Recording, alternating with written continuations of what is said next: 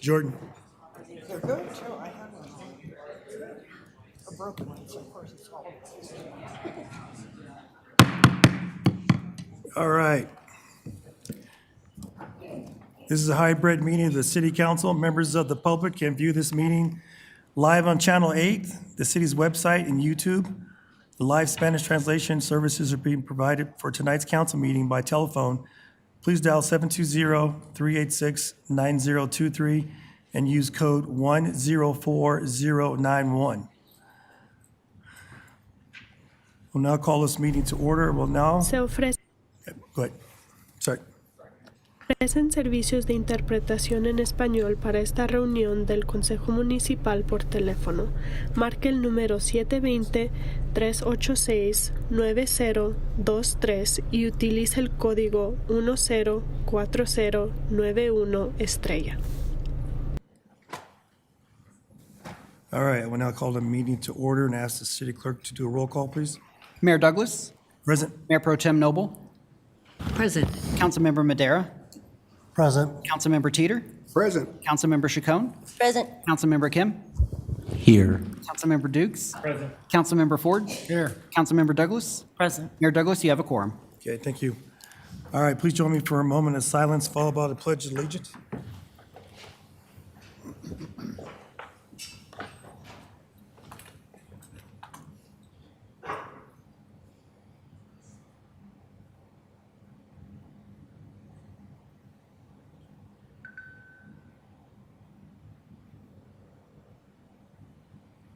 All right. Pledge allegiance To the flag of the United States of America and to the republic for which it stands, one nation, under God, indivisible, with liberty and justice for all.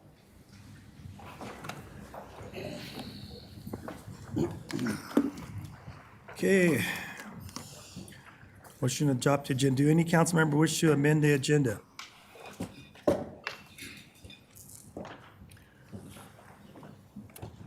Councilmember McDare?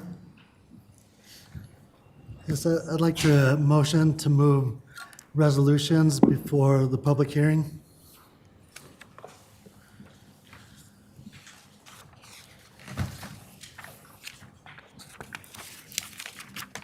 Councilmember Dukes?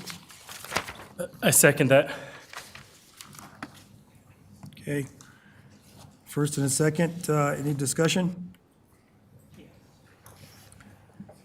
Mayor Pro Tem Noble? What is the reasoning behind this request?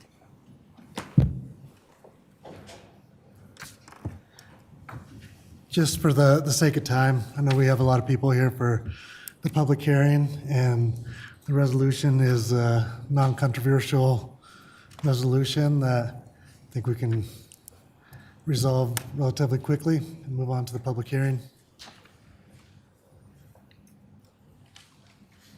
Any other council members? All right. It's a motion on the floor to move the public hearing up. PUD A23-002, approving PUD amendment for marijuana uses. The resolution before the public hearing. We need to vote on that, don't we?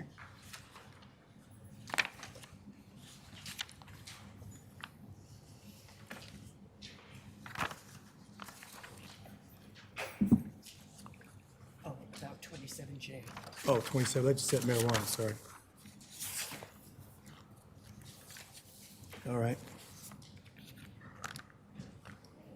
Were there any speakers? I'm going to ask staff, was there any speakers for this resolution for 27J?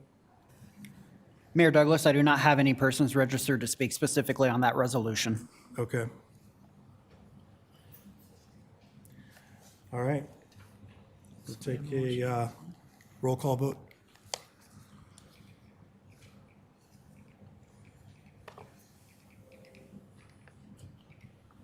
Your vote is open.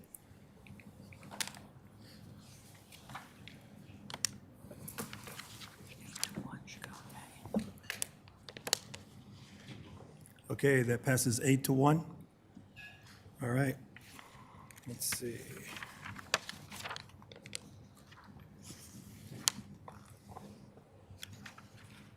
So you're asking that before public hearings? Is that correct? Councilmember Madera, you said before public hearing? I can't hear what you're saying. Before Moving the public hearing or resolution after? Before the public hearing? Okay. Yep. All right. Okay, resolution 2024-51, conveyance of real property to 27J for school site. Doesn't understand what's going on. Mayor Douglas, I believe the motion was to move resolutions before public hearings. We have public comment next. Oh, okay. Sorry about that. And Mayor, I'd like to make one more motion for the agenda. Okay, Councilmember Dukes? Thank you, Mayor. I would like to make a motion to table the oil and gas presentation until our work study session. Councilmember Madera, Second? any discussion? All right, Mayor Douglas, yeah, Councilmember Dukes, when you mean work session, do you mean the next study session on June 10th? Yes, sir. Okay, thank you, sir. Mayor Pro Tem Noble? Thank you. I'm opposed to that. And actually, there has been an incident at Suncor this afternoon, and I think it should be part of our discussion at the city council meeting tonight. This is why we put it on the city council agenda, is in order to keep our constituents informed of what's going on in Commerce City. Any other council member for discussion?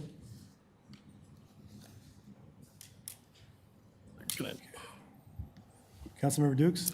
I appreciate the comment by Mayor Pro Tem, but this is also going to be a lengthy meeting, and we have these updates every month. And so this isn't a policy, direct policy decision that's going to influence us tonight. We can provide different updates, whether it's communications or during our study session, we have it. So for the sake of time and for the sake of redundancies, we can postpone this to our next study session. That's the rationale behind moving it. Mayor Pro Tem Noble? Having it at these meetings, at city council meetings, was a vote of the full council previously. It was a unanimous vote. So if you're going to be making adjustments to the study session, then it should be a larger conversation rather than dealing with it this evening. We could be moving forward. Councilmember Dukes? Yeah, per council policy, we can make motions to adjust the agenda, and this is what I'm doing to adjust the agenda per the request. And so there is a motion on the table to adjust the agenda to move the oil and gas monthly update to a study session.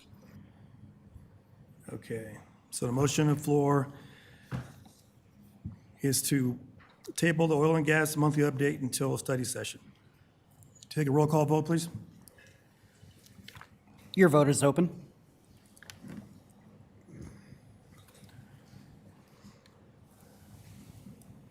Passes 5-4. Okay, that passes 5-4.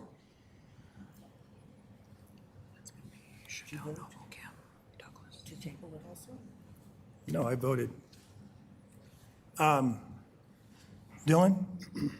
I did not push yes.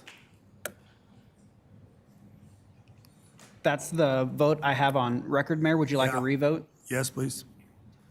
Doesn't it take a motion? Your vote is open.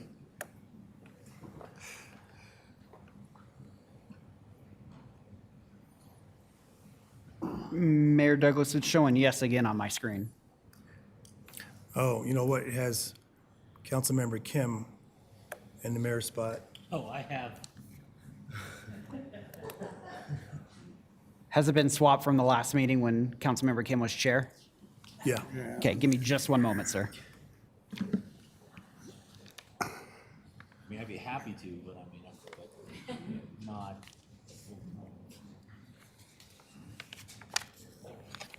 All right. Okay, your vote is open.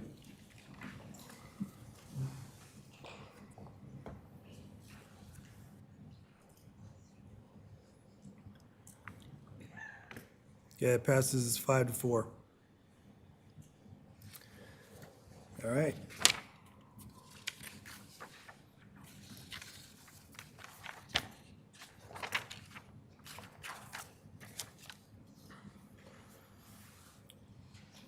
Okay, on to public comments. All public comments except for those on public hearings will occur now. If you are intending to comment about public hearing tonight's agenda, please refrain from doing so until the public comments for that particular hearing happens. Public comments shall be limited to 3 minutes each. Persons registered to speak for multiple items may speak multiple times. Council members may address council comments during administrative council business. Will the clerk please call the in-house council, or is there any virtual speakers? Mayor Douglas, tonight we do not have any virtual speakers. Our first in-person speaker of the night for public comment is going to be Jackie Valdez. All right, thank you.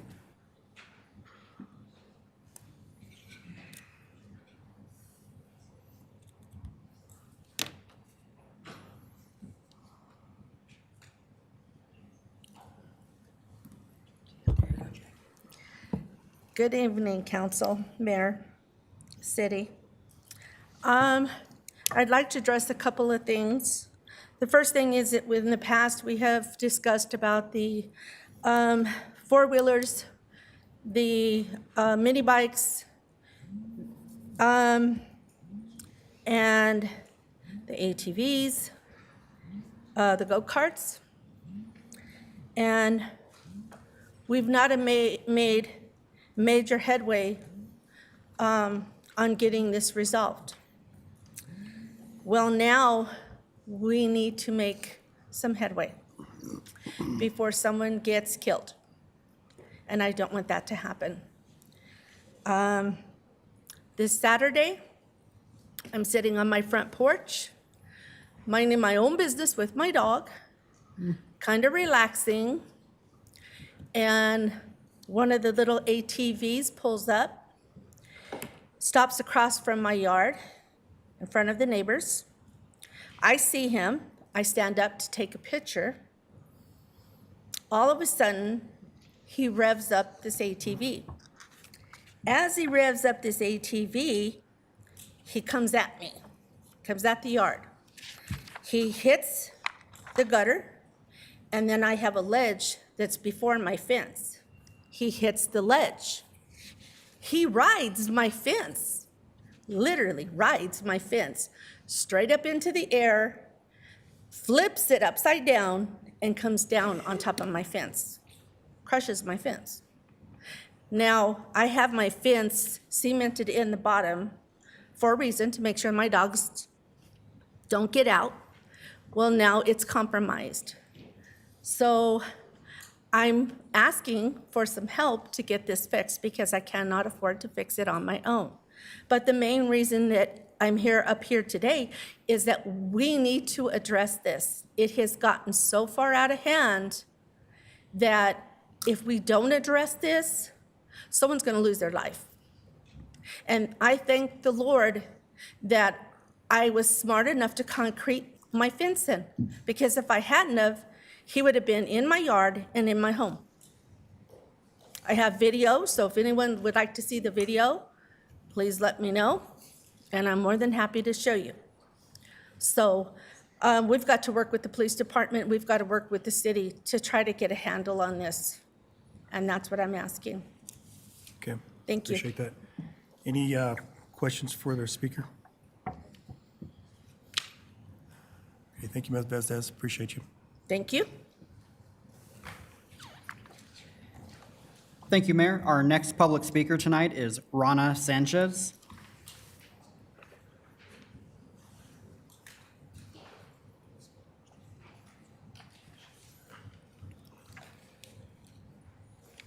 I have 3 minutes, right? Rana Sanchez, 10680 Waco Street in Commerce City. Good evening, City Council, Mayor, and Mayor Pro Tem. I'm here representing the Commerce City Cultural Council, and I'm here to invite all of you to several events. Tomorrow night, we have an art show at the Eagle Point Rec Center, and there's a reception from 5:30 to whenever.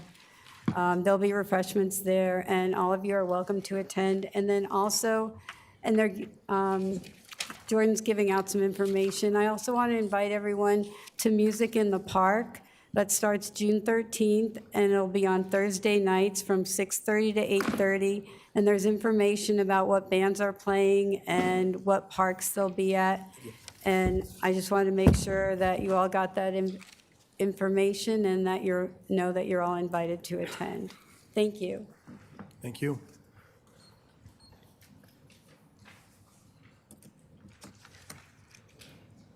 Mayor Douglas, our next speaker tonight is Keith Rogers.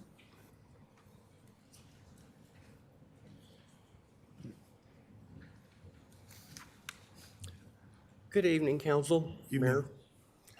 Mayor. Couple things we want to, be brought up, things that we need to get taken care of, is the ungodly amount of money that you're spending to upgrade the golf course. I'm thinking we should, one, let the citizens vote on that. Two, put part of that funding towards our streets and improving our roadways around Commerce City. That will help bring people in where we have some decent roads, not potholes that you could lose a Volkswagen in. Jackie mentioned the go-karts and ATVs, so we'll pass on that one.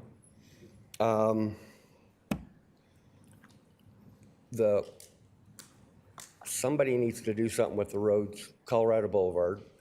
3 of us are getting flooded out every time it rains now. The railroad tracks back there are horrendous. We're tired of hearing kaboom and rattle, rattle, rattle 24/7. We need to get that fixed, as well as the other end of Colorado. We've got people coming the wrong way. I had a guy that almost ran into me because he's going to the south when he's not supposed to be going south. He started flashing his lights. I thought it was a cop car, so I pulled over. Had I known it wasn't, I wouldn't have moved for him. I've also seen Waste Management do it.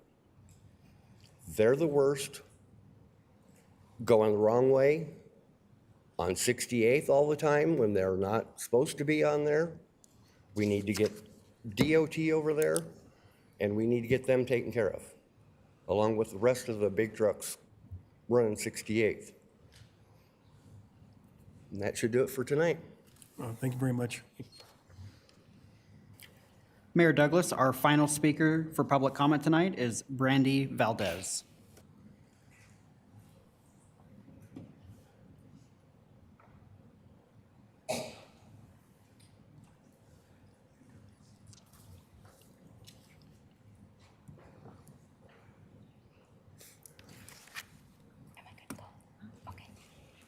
Good evening, Mayor, City Council members. My name's Brandy Valdez. My address is 7550 Kearney Street in Commerce City. Oh man, this should get easier.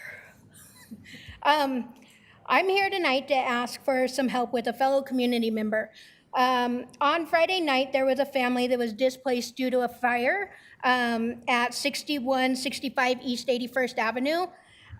Where they lost everything. Thankfully, everybody survived, but they are a struggling family. It is the grandparents that have taken in a grandchild and some of their other children that are, anyways, they need help.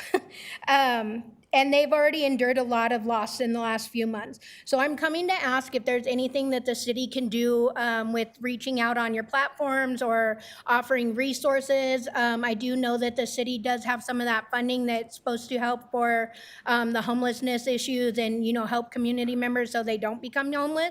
And if this is something that we could do, I could give you guys all of their information if any of you would like to reach out, or you could reach out to me and I could, help pass some of this along.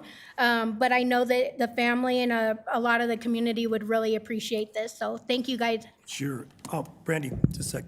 If you could get that information to our city manager, we would love to help. Okay. Okay, Thank you.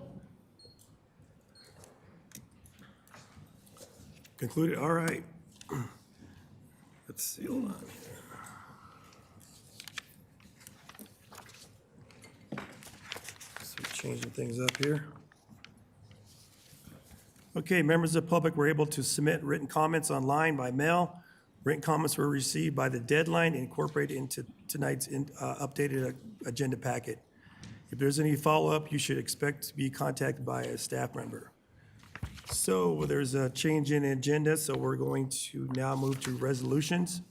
Resolutions 204 Pardon me, Mayor. So we still have the proclamations next, and then the notice council business. Okay. All right. Sorry about that. It's okay. Jumping ahead.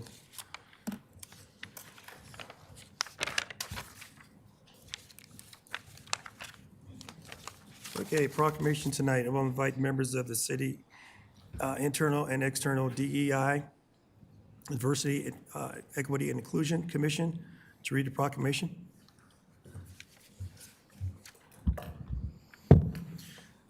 Thank you, Mayor Douglas, members of council. Whereas Pride Month celebrates the lesbian, gay, bisexual, transgender, queer, intersex, and asexual LGBTQIA+ community, along with various other sexual and gender minorities and their cultural, economic, and government contributions to Commerce City and the nation, and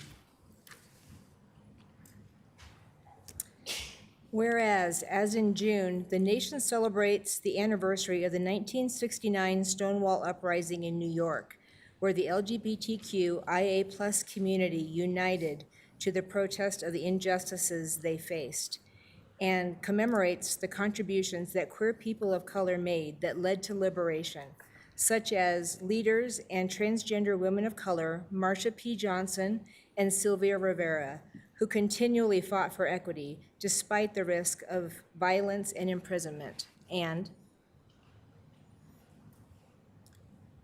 whereas the LGBTQIA+ community continues to fight for equity in all realms of life, including housing, employment, health, and safety, including fighting against recent anti-LGBTQIA+ bills across the nation that specifically target our transgender and non-binary community members, all of which result in emotional and physical implications like suicide rates among transgender and non-binary youth being the highest in the nation's history, and increased violence against transgendered women of color.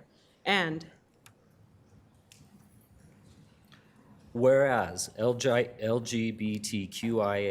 community members and allies in Commerce City and across the nation promote awareness of these injustices and work towards inclusivity and equity for all gender identities and sexual orientations, and despite these injustices, the LGBTQIA+ community continues to demonstrate their pride and fight for deserved equity in all areas and positively contribute to the nation and Commerce City in our businesses, schools, human services, and neighborhoods. And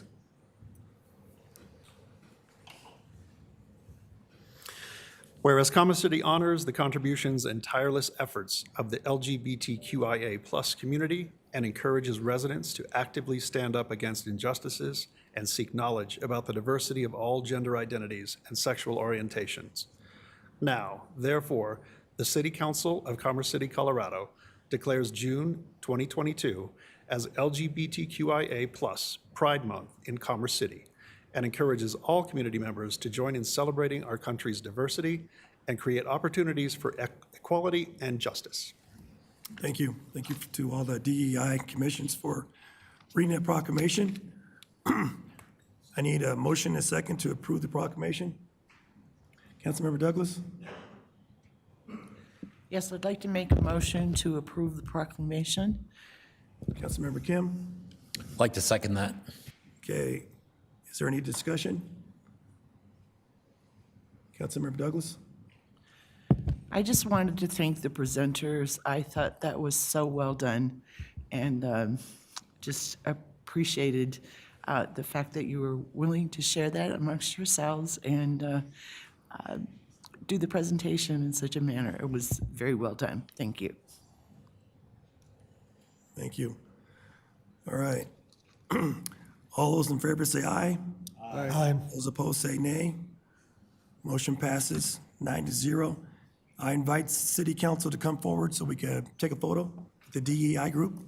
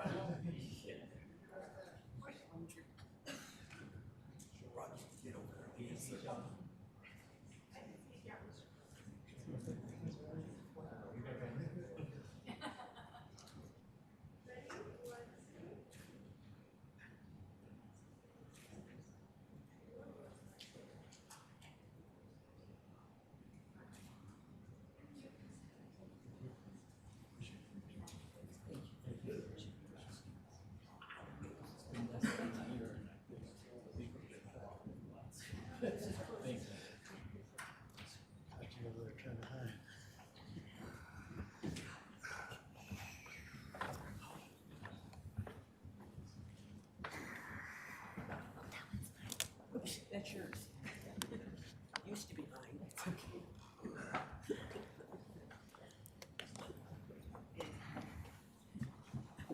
All right. Got notice of council business. Oasis Park naming reconsideration. I will invite Councilmember Kim to introduce this item and make a motion. Thank you, Mayor. So I'll keep it short and simple. I'd like to make a motion directing the Parks, Recs, and Golf Advisory Committee to work with the city staff to identify alternative names for the black-footed ferret park and report back to council. That's my motion. Motion, okay. All right, and I will second that. All right, a motion and a second has been made. Is there any discussion? Councilmember Madeira.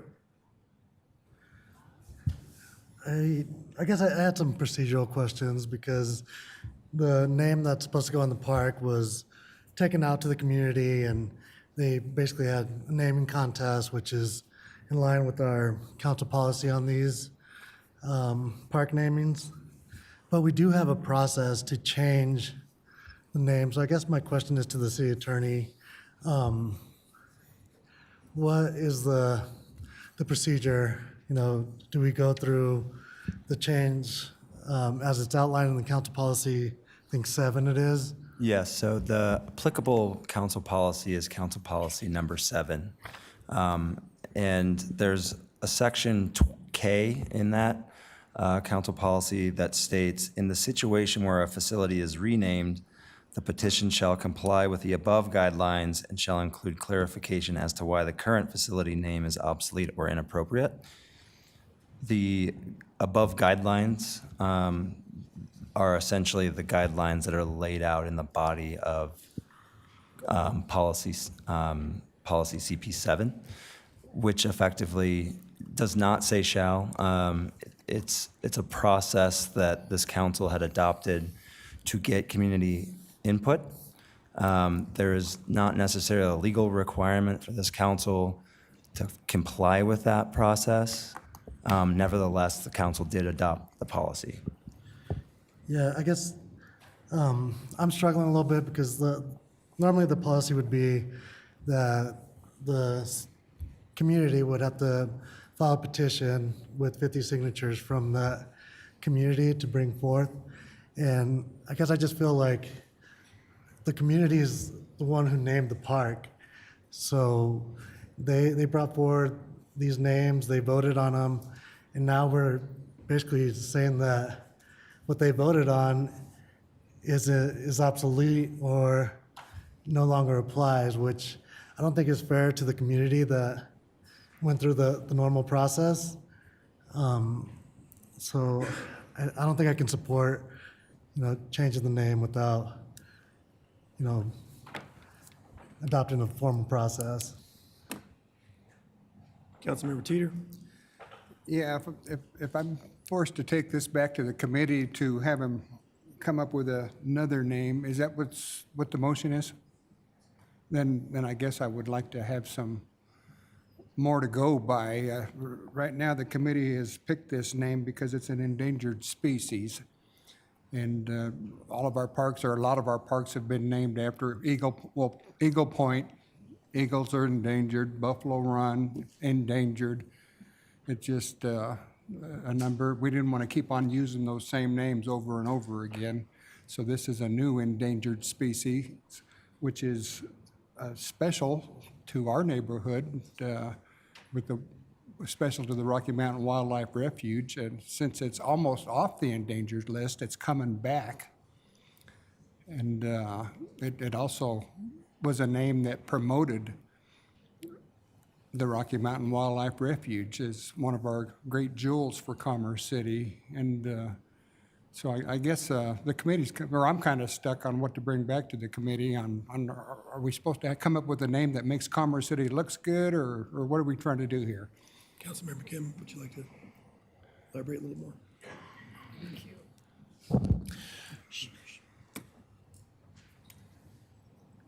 Was there already someone who was in queue There was, to but actually? he's asked you a direct question. I just want to make sure I understand that. So I think, good questions, obviously, right? So I get it. The black-footed ferret is essentially an endangered species coming off that list altogether. But I mean, I think what we primarily see around the neighborhood is in that area.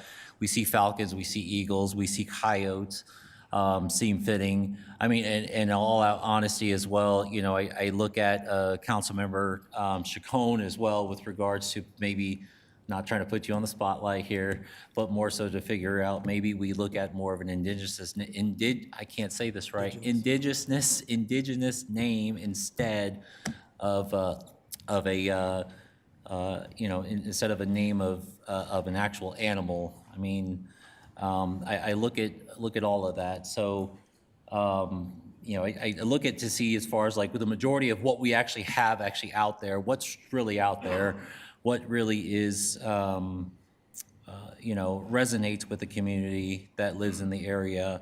But again, I think more so, I think what's important to me is maybe we look at alternative names with regards to within the indigenous community, if anything at all. So my recommendation, I won't say, I'm not asking Councilmember Chacon to do so, but I think my recommendation would be to say, I'd love to have really, have that history out there as far as for what this area actually does, what this area is about, what is a history behind it, that would be most appropriate that we can actually highlight and showcase within that area. I mean, but yeah, that's the reason why this motion was made and the reason why I'm requesting for city staff to work with the PRG committee to look at alternative names that could be brought forward back to council.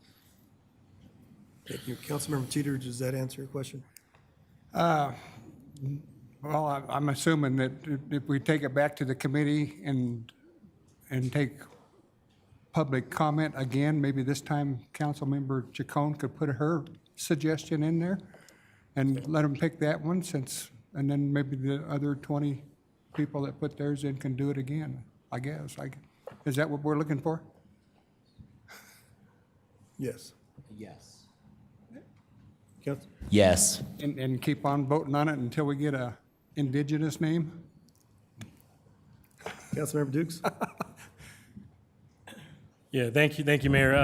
I think this is a case where the community and the PRG committee really went through a thorough process and looked at data and got community input. They did a vetting process, and a lot of the names, as they mentioned during their presentation, they had indigenous names on the list. However, that wasn't the final list or final name that was approved because of the the community process. And I want to respect the community voice in this situation and continue to make sure we listen to the community, because these are names that were provided by members of Buffalo Highlands, provided by members in the area, provided by the PRG committee that vetted in their time to vet all the names, and the process was pretty straightforward and there's data behind it. So with that in mind, unfortunately, I won't be able to support this request, but I appreciate the conversation. Thank you. Mayor Pro Tem Noble? Thank you very much, Mayor. I had the wonderful opportunity of being part of the process that led to a park on Second Creek. It means a ton to the people who live in Buffalo Highlands, and I know no matter what the name is, they're just going to be thrilled that they will soon have a park along that creek. However, I do believe that it would have been helpful for there to be context presented by someone to the Parks, Recreation, and Golf Committee. Neither of the two council members were familiar with the history of how this park came about. And also, I don't believe that it was a popularity contest. My understanding is that it was narrowed down partially by the Parks, Recreation, and Golf staff as well.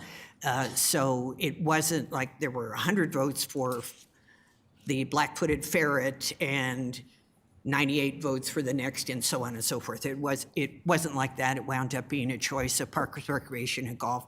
I am more than happy to come, if this passes, to the Parks, Recreation, and Golf Committee meeting in order to give context, and I would encourage any of the residents who are interested to come as well. If nothing changes, then fine, but I do think that the context of how we wound up with the park, how involved the Buffalo Highlands people were in order to make this park possible, the documents that they read, I'll never forget Eloy Espinoza coming to me and saying, in the development agreement, there is language that shows that our promised park was turned into a bridge over 96th, and we are now paying $5 million in Metro District fees in order for that bridge to exist, to get people along 96th to Tower Road.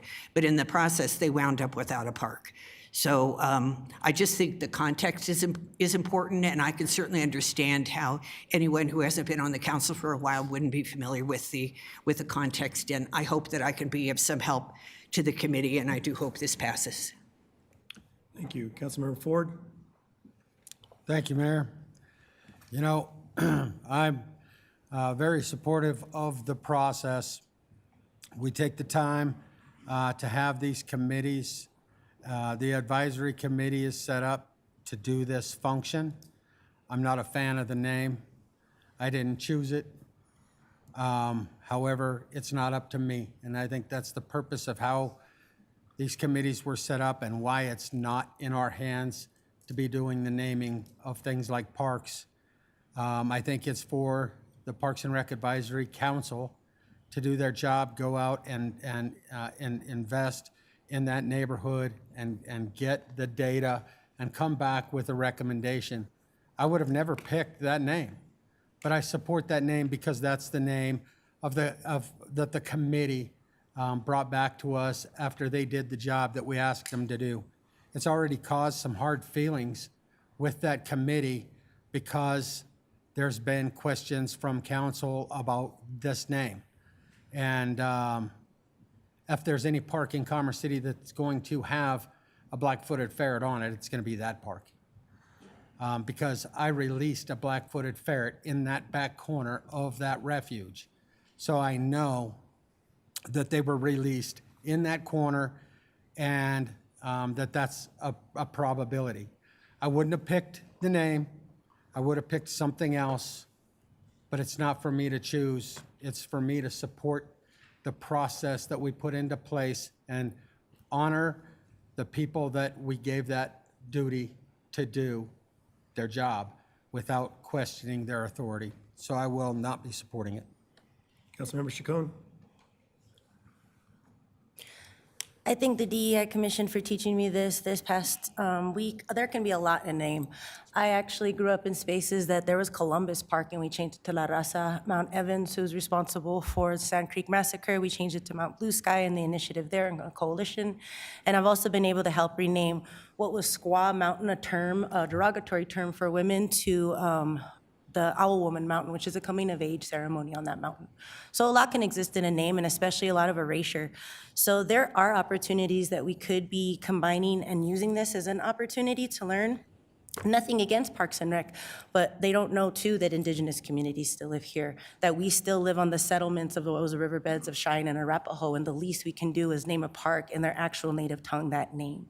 So it's also being really mindful about how we continue to perpetuate erasure when these communities still exist and contribute a lot to our workforce development, our education, and our cultural response, especially trauma sensitivity. I just discussed with the Missing and Murdered Indigenous Relative Task Force today how they wanted to expand a lot of education in Commerce City because of trafficking and other things going on. So I would be really mindful about how when we're talking about a park, we do have the ability to fix where there has been no context of understanding these communities, misrepresentation, or absolute erasure.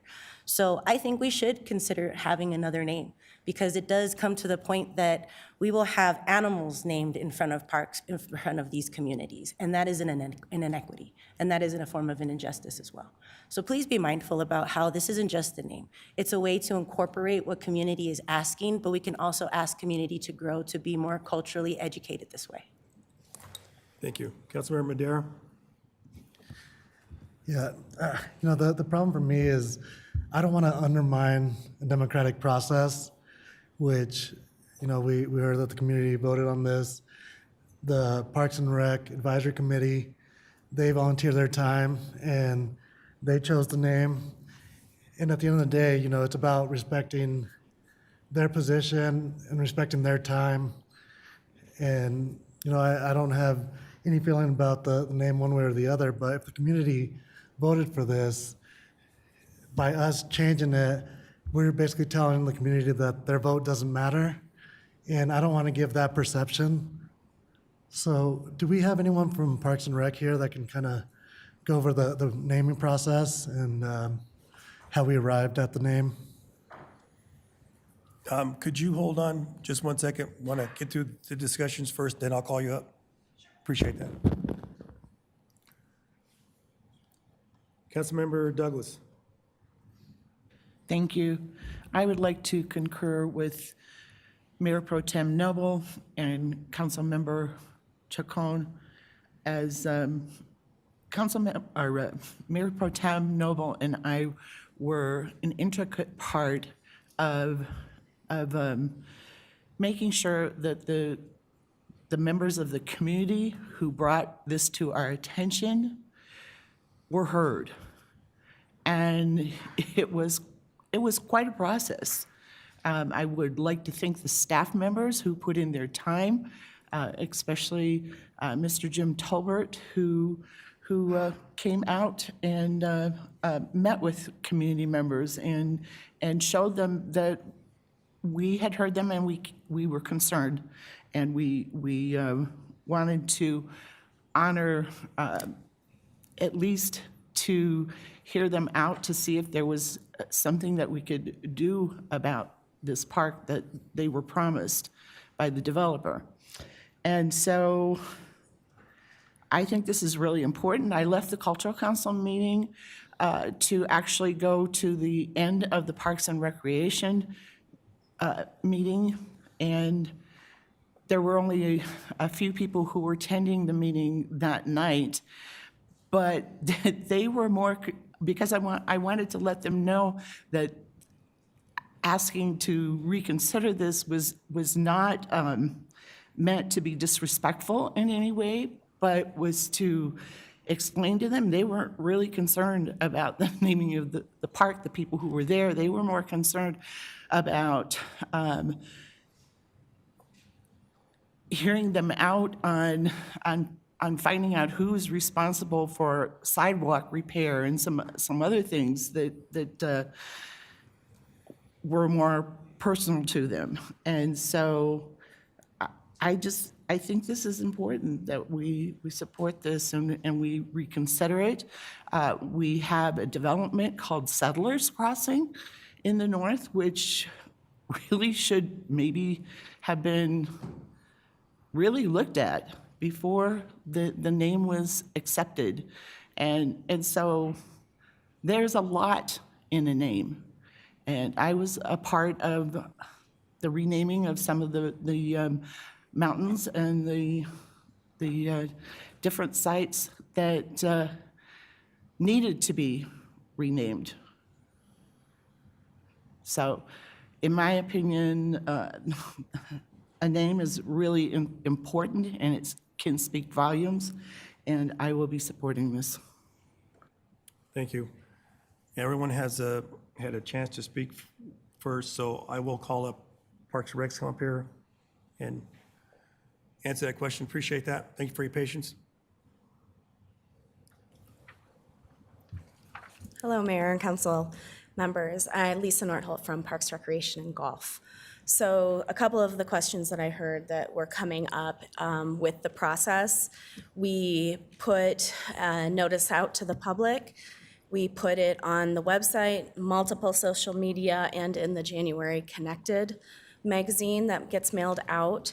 We received, we had 53 responses. 36 of those were unique names of the park. The rest were mixed. Highlands was used multiple times, so we didn't count those individually, but the advisory council did receive all of those different names. 2 names were removed because they were extremely inappropriate with inappropriate words in them. So only 2 were pulled out by myself, and the rest of the list went to PRG Advisory. PRG Advisory reviewed the list, had a discussion at a meeting, and then they decided that they wanted to do a anonymous vote via SurveyMonkey, and that's how we sent out a link so that they could vote, and they received all of those names minus the 2 inappropriate names. They did that vote. They had a week to vote, and they had, the majority vote was Black-footed Ferret Park. We brought it back to the next PRG advisory meeting, presented that to them, and they voted to accept the name and bring it forward to you for the next council meeting. Okay, thank you. Appreciate it. Did you have any other questions? Next on the list is Councilmember Dukes. He may have a question for you. Have a question for him? No questions. Okay. I have a Any other? question. Councilmember Chacon? Thank you. Did you do any outreach to indigenous communities or learn the historical space, just out of curiosity? We did not specifically for that. We did it as the entire community. We didn't reach out to specific areas except for the Buffalo Highlands community themselves did receive, through a community member, received an email that went out to their listserv. Maybe we can partner with other commissions like the DEI Commission or other spaces that can partner in that space. Iona Long Soldier is even in that as well. She's an indigenous member. So being just mindful about how we're being equitable is really, that's kind of why I'm saying that we can perpetuate erasure by not just knowing what we don't know. But thank you. Thank you. Councilmember Derrick, did you have any? No further questions. Okay, thank you. All right, Councilmember Dukes? No questions, but thank you. I just want to reiterate, there were indigenous names on the list, and there was a lot of discussion that set the context with the multiple PRG meetings. And my comment here is if we have challenges with the process, the naming process, we should, as policymakers, sit down and talk through how to improve the policy so that we don't come to this situation in the near future. Instead of having our volunteers go through a lot of work, a lot of time, a lot of effort, and for us to say, well, we don't like it. And it's a tough pill to swallow if someone's volunteered their time and put a lot of effort into making a process as equitable and transparent as possible. That's my comment. Thank you. Mayor Pro Tem Noble? Yes, I had a question again for the representative from Parks, Recreation, and Golf. Sorry, I didn't see that you had one. Thank you for coming back. When you said that you did a Survey Monkey, was the Survey Monkey with the members of the committee? Correct. So it could be a fairly small number that picked black-footed ferret for the park until it went back for a second vote. Did they know what the breakdown of the votes were? So the way we did it was we had the conversation about all of the names at the first meeting. It went to a vote. They were able to pick their choices. I received the results, and the results out of the 11 committee members, 6 of them, so a majority, picked Black-footed Ferret Park, and then we went back to the full committee the next month and confirmed that they wanted to move that forward. And where was the Survey Monkey involved then? It was emailed out to advisory members. Who were the 6 people then? Advisory members. Who received the Survey Monkey? Correct. So there were 13 members that received the link to vote on the full list of names.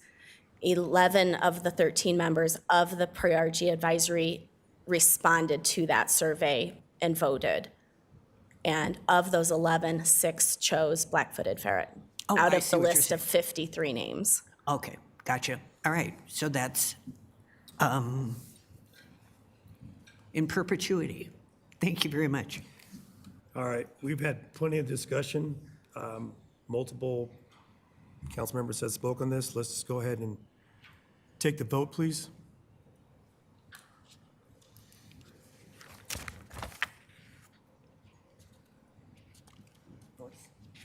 Can I do a Are you requesting a roll call vote? Yeah, roll call vote, please. Your vote is open.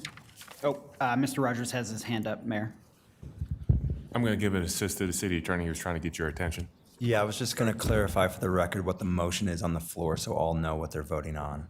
Okay. I have the motion directing the Parks, Recreation, and Golf Advisory Committee to work with city staff to identify a facility name alternative for the Black-footed Ferret Park. Is that correct? Yes. It's to identify alternative names, but bring that before city council. And I was the second on that. Okay. All right. Are you ready, Mayor? Yes, sir. Your vote is open.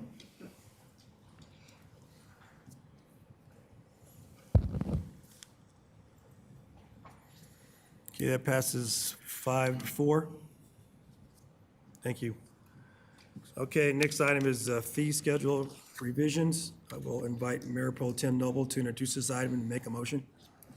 Thank you very much. We recently discovered that there was a little glitch in the fee schedule that the city council had passed last year, and that glitch affected neighborhood events, so they were required to pay far more than they had paid in the past. Obviously, we would like to have neighborhood events occur. It's certainly a part of the fabric of the community. It's what makes us stronger. So anything we can do to make it easier for the community to participate is what I'm looking for here. My motion is to direct staff to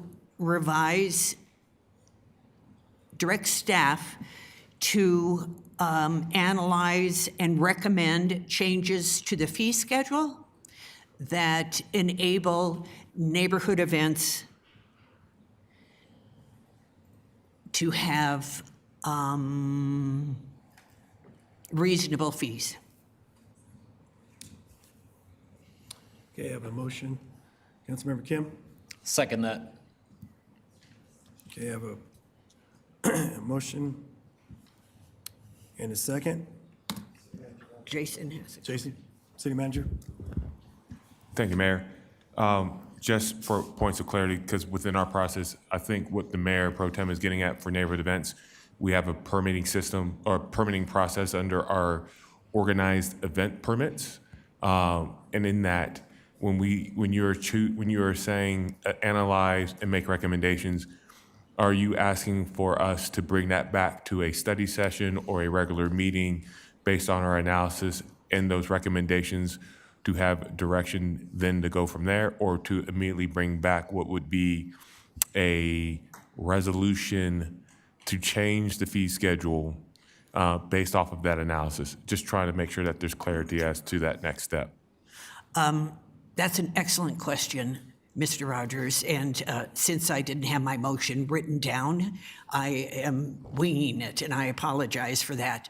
I really do want it done sooner than later. There's an urgency because we're already facing summer, and there's plenty of neighborhood groups that have block parties and do things in the street and whatever else the case might be. So I would really like to have you, the aim is for you to get the fees reduced, and if it needs to be moved into another fee in order to balance out your expectations for the budget as the head of our operations, then okay. But I would like to see through this motion that neighborhoods are not affected financially and are unable to hold their events this year because of the change in the fee schedule last year.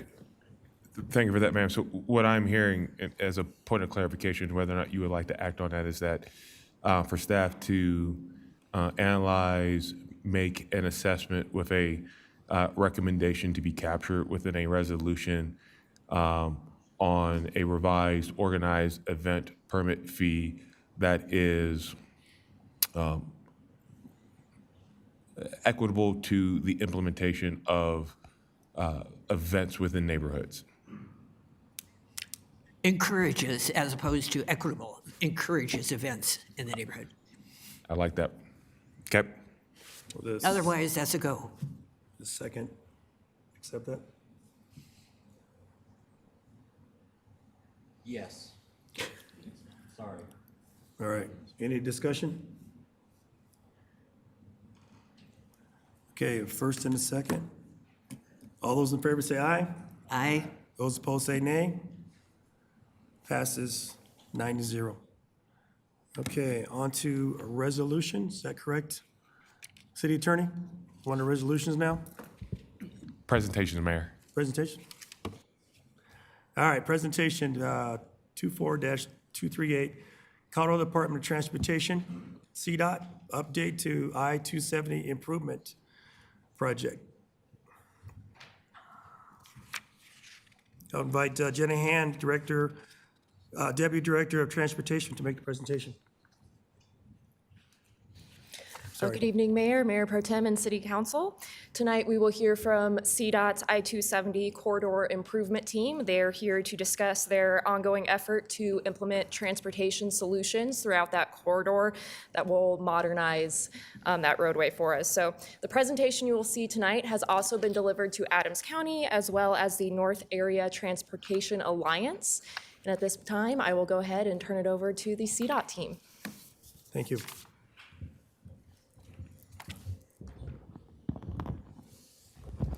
Good evening, Council and Mayor Pro Tem. My name is Jessica Mickelbust. I'm the Transportation Director for CDOT Region 1. Region 1 is where this project lies. It extends from the Eisenhower Johnson Memorial Tunnel south to Castle Rock, north to State Highway 7, and out west to Deer Trail. So it's a very big region, and this is the kind of the center of it on the I-270 corridor. We do have a presentation.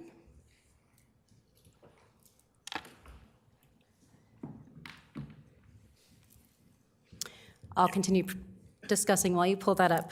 With me tonight, I have David Marinich. He is the I-270 Corridor Director, and he'll be talking to you in detail about some of the recent activities we have had. And I also have Crystal Armendariz, and she is our local agency liaison. Some of you may recognize her as well. So tonight, I'm going to talk a little bit about the I-270 project and where it falls in CDOT's 10-year plan as a priority project. We're also going to talk about the recent activities we've had for the I-270 corridor that include purpose and need development, several public engagement meetings, including stakeholder meetings, and alternatives analysis.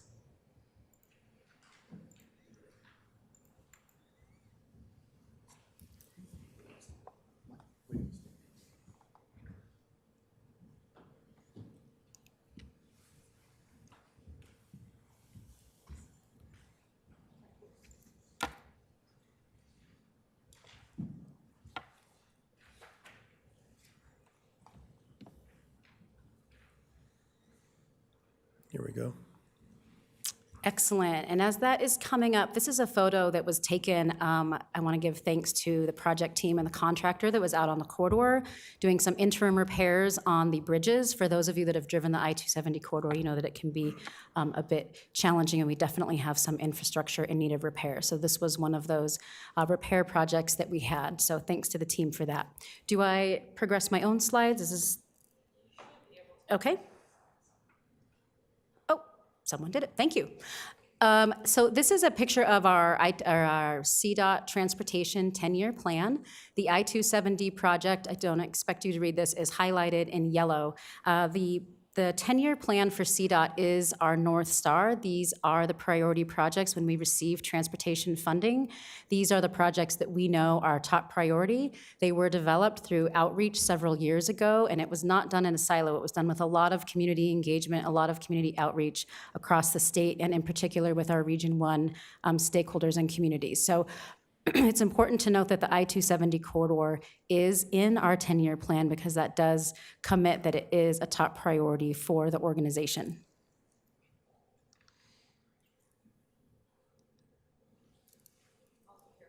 Okay, thank you. Next. Great. So a little bit of background on transportation funding in general.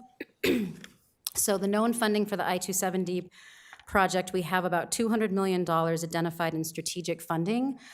This is through Senate Bill 1 funds. We do have bridge and tunnel enterprise funds, and I'll talk about that in one of the later slides. Bridge and tunnel enterprise funds come from registration, vehicle registration. They come from faster fees, bridge impact fees, and then the new retail delivery fees. And it covers bridges that are in poor condition and also recently bridges that are in fair condition that are partnered with a poor bridge, which along I-270 we have several bridges that are sister bridges. And so we've got in a few cases a bridge that's poor and a bridge that's fair. So bridge and tunnel enterprise funding is really key. We've also been pursuing federal grants for this corridor. As early as 2021, we pursued an infra grant. We were unsuccessful. We've also been pursuing the Bridge Investment Program grants through the IIJA, the Infrastructure Investment and Jobs Act from President Biden.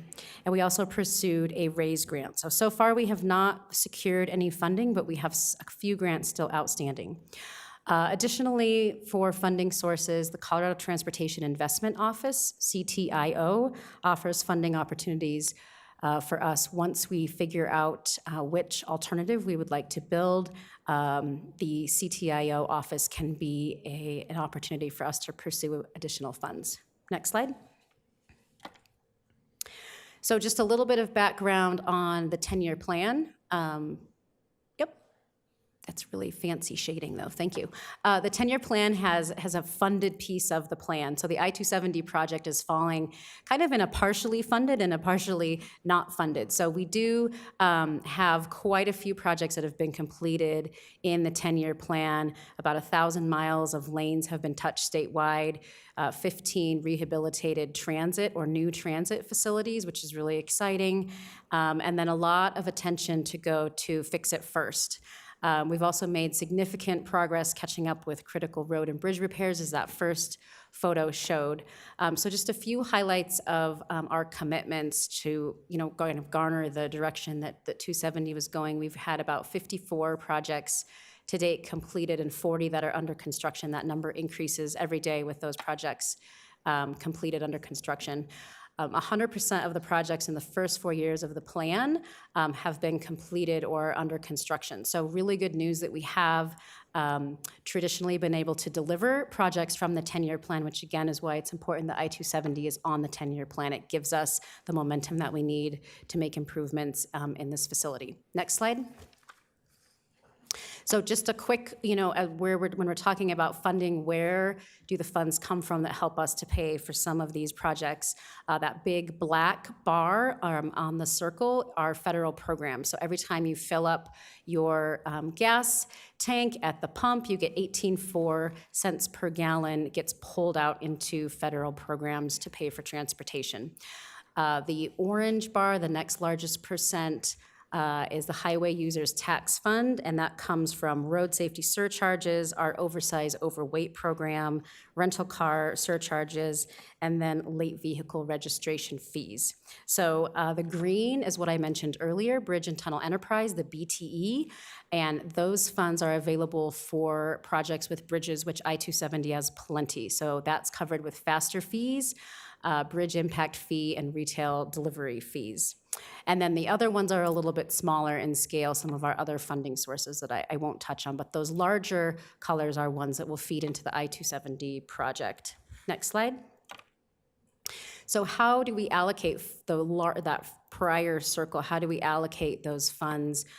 We've been taking a really big focus on multimodal services. Dave will talk about how multimodal, which is your transit, your buses, methods to move beyond a vehicle, how multimodal is incorporated into the I-270 project. Other services, other programs in debt service and contingency funding is the red column there. The orange is maintenance and operations. So as we're looking at improving a system like I-270, we need to look at the long time maintenance and repair for the corridor so that we continue to keep it in good condition once we've been able to replace the outdated infrastructure. And then a couple other programs there, capital construction, so that's another one that will contribute to I-270, that black portion of the circle that are 10-year plan projects, safety programs, and regional priority programs, as well as asset management, assets such as culverts, bridges, tunnels, walls, and things like that. Next slide. So just a few highlights overall of Region 1, and then we'll take a deep dive into the I-270 corridor, but just some examples of the types of projects we've been able to deliver or are being constructed currently. For those of you who drive into the mountains, you may have noticed the I-70 westbound is under construction with Floyd Hill. That's a major project with a very large viaduct being constructed. It'll essentially eliminate the bottleneck at Floyd Hill, replaces aging infrastructure, including bridges, just like I-270 has, and improves safety. The Eisenhower Johnson Memorial Tunnel, which is the bottom picture on the right, is our 50-year-old tunnel. We're really excited to celebrate its birthday, but as with things that are aging, it requires some tender loving care. So we are making a major investment into the Eisenhower Johnson Tunnel. I-270, which we'll deep dive into, is one of our key projects. That's a major project on our 10-year plan. US 6 and Wadsworth Boulevard interchange, again, that's replacing aging infrastructure and the bridge. And we were able to secure a $22 million raise grant, a $20 million raise grant as part of that project. So I do have hope on I-270, we will secure some funding. And then our region-wide arterial bus and rapid transit will add 5 new BRT corridors by 2030. So those are some of the major projects that our 10-year plan has been able to deliver. And now, kind of taking that lens, a deeper dive into the I-270 project. And Dave Marinich, our project director, will be talking about that project.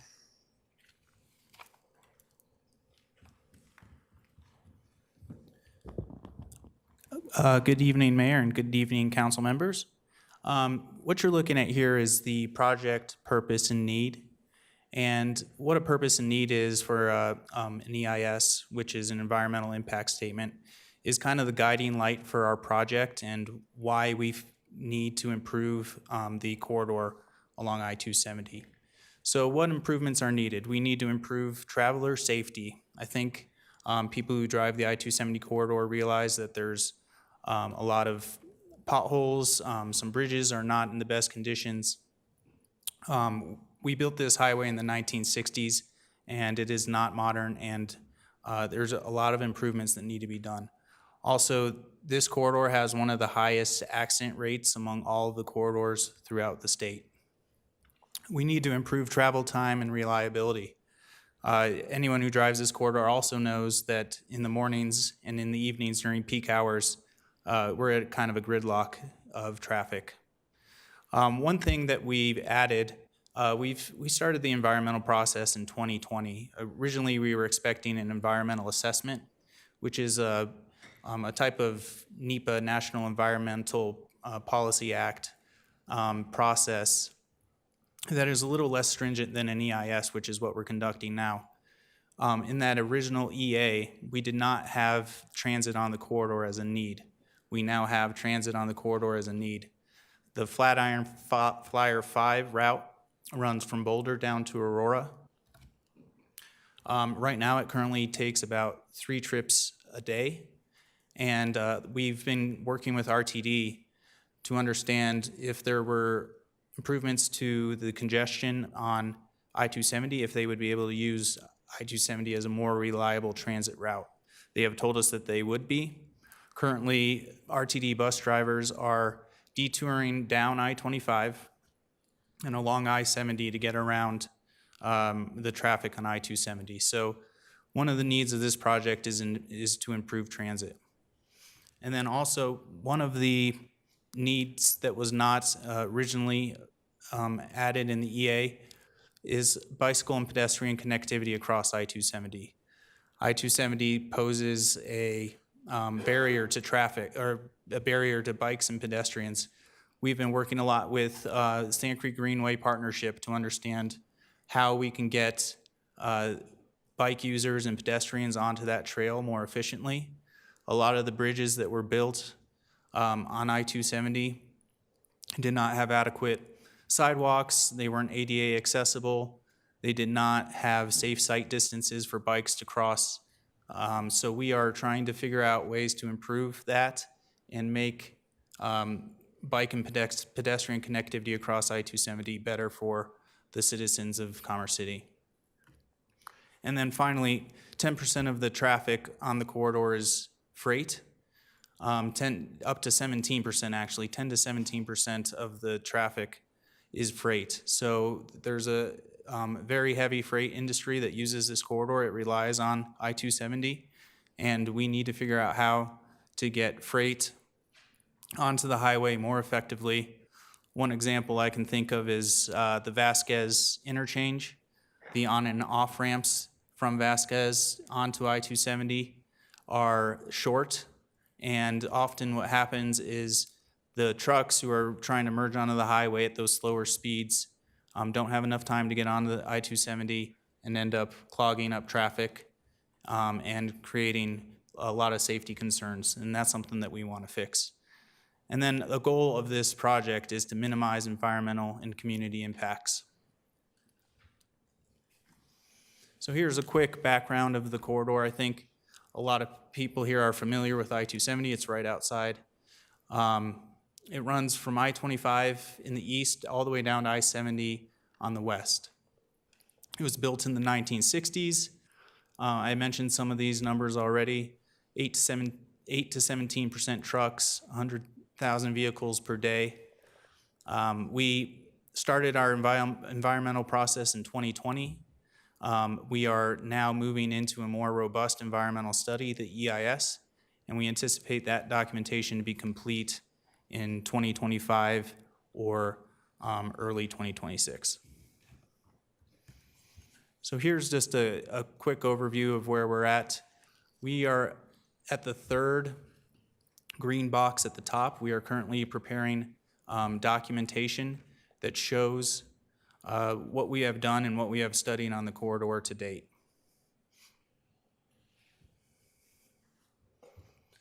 We've held 2 public meetings so far, one in October of 2023, and then one recently in April of 2024. During the October public meeting, we articulated our purpose and need, which I just shared with you earlier. We presented a range of alternatives.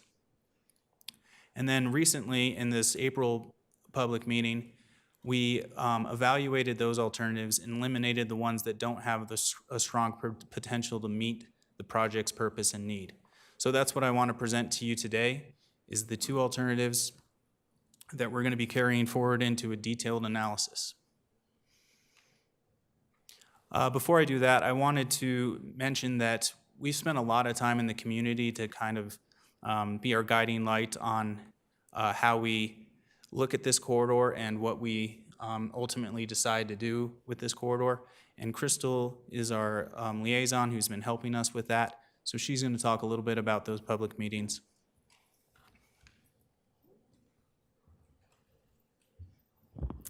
All right, good evening, Mayor, City Council, City staff. Nice to see some familiar faces. So on this slide, there's some pictures of some of the events. There you see me with one of the residents, Lucy Molina. That was at our first public meeting, which was held in October of 2023. That second picture is we were doing some listening session outreach where we were just hosting resource tables all throughout the city, different businesses. This is actually outside of Mama's Cafe, which is a pretty popular place on a Saturday morning. So we were able to garner some feedback from residents going in and out of the restaurant. And then that larger picture is our stakeholder meeting, which is a group of individuals, agency, representation, community members, school district, fire district, water district that have expressed interest in ongoing meetings. And so that just, to bring it full circle, we've heard a lot throughout these methods of outreach. I've been with CDOT now, Wednesday will be a year. But for those of you, I'm a longtime resident, born and raised here, have done outreach of different, just a very varying different types of outreach. And so for this is important to me because this is my community. I lived in the Adams Heights neighborhood for a number of years. I still have a house there. Friend of mine that lives in Adams Heights as well. And so I really want to see this come to fruition. I think we've waited a long time. So as a Commerce City resident, I'm really proud to also represent CDOT in the types of outreach that we're conducting. But just a little bit, what we've heard, so public meeting number 1 and the listening session. So at the October 2023 open house and later the listening sessions, which were hosted in various areas of the community, as I mentioned, we heard a lot about the poor traffic and safety conditions on I-270, and as well as interest in improving the air quality and other conditions in the surrounding community, particularly limited bicycle, pedestrian, and transit options. Next slide. Okay, so public meeting number 2, what else we've heard? So you see there's the different pictures there show the boards. They were translated in Spanish as well. I think the residents appreciated, or I should say attendees appreciated the fact that we had these boards well spelled out with a lot of information that they were able to understand, and we had staff available to answer questions as well. But of the 77 attendees at the in-person meeting, over 70% had provided written or online comment forms, and over 30% had expressed interest in joining the stakeholder workshops. In general, attendees expressed support for the project direction and alternatives recommended from the preliminary evaluation. The themes of the comment forms reflect the discussions with staff. Themes included suggestions about project direction, schedule, and finding. The project alternatives, the location-specific needs or recommendations for roadway improvements, the types and locations for potential non-roadway bicycle or pedestrian improvements, express lane operations and monetary considerations, opportunities for environmental to community enhancements, and public outreach. And now I'll turn it back over to David.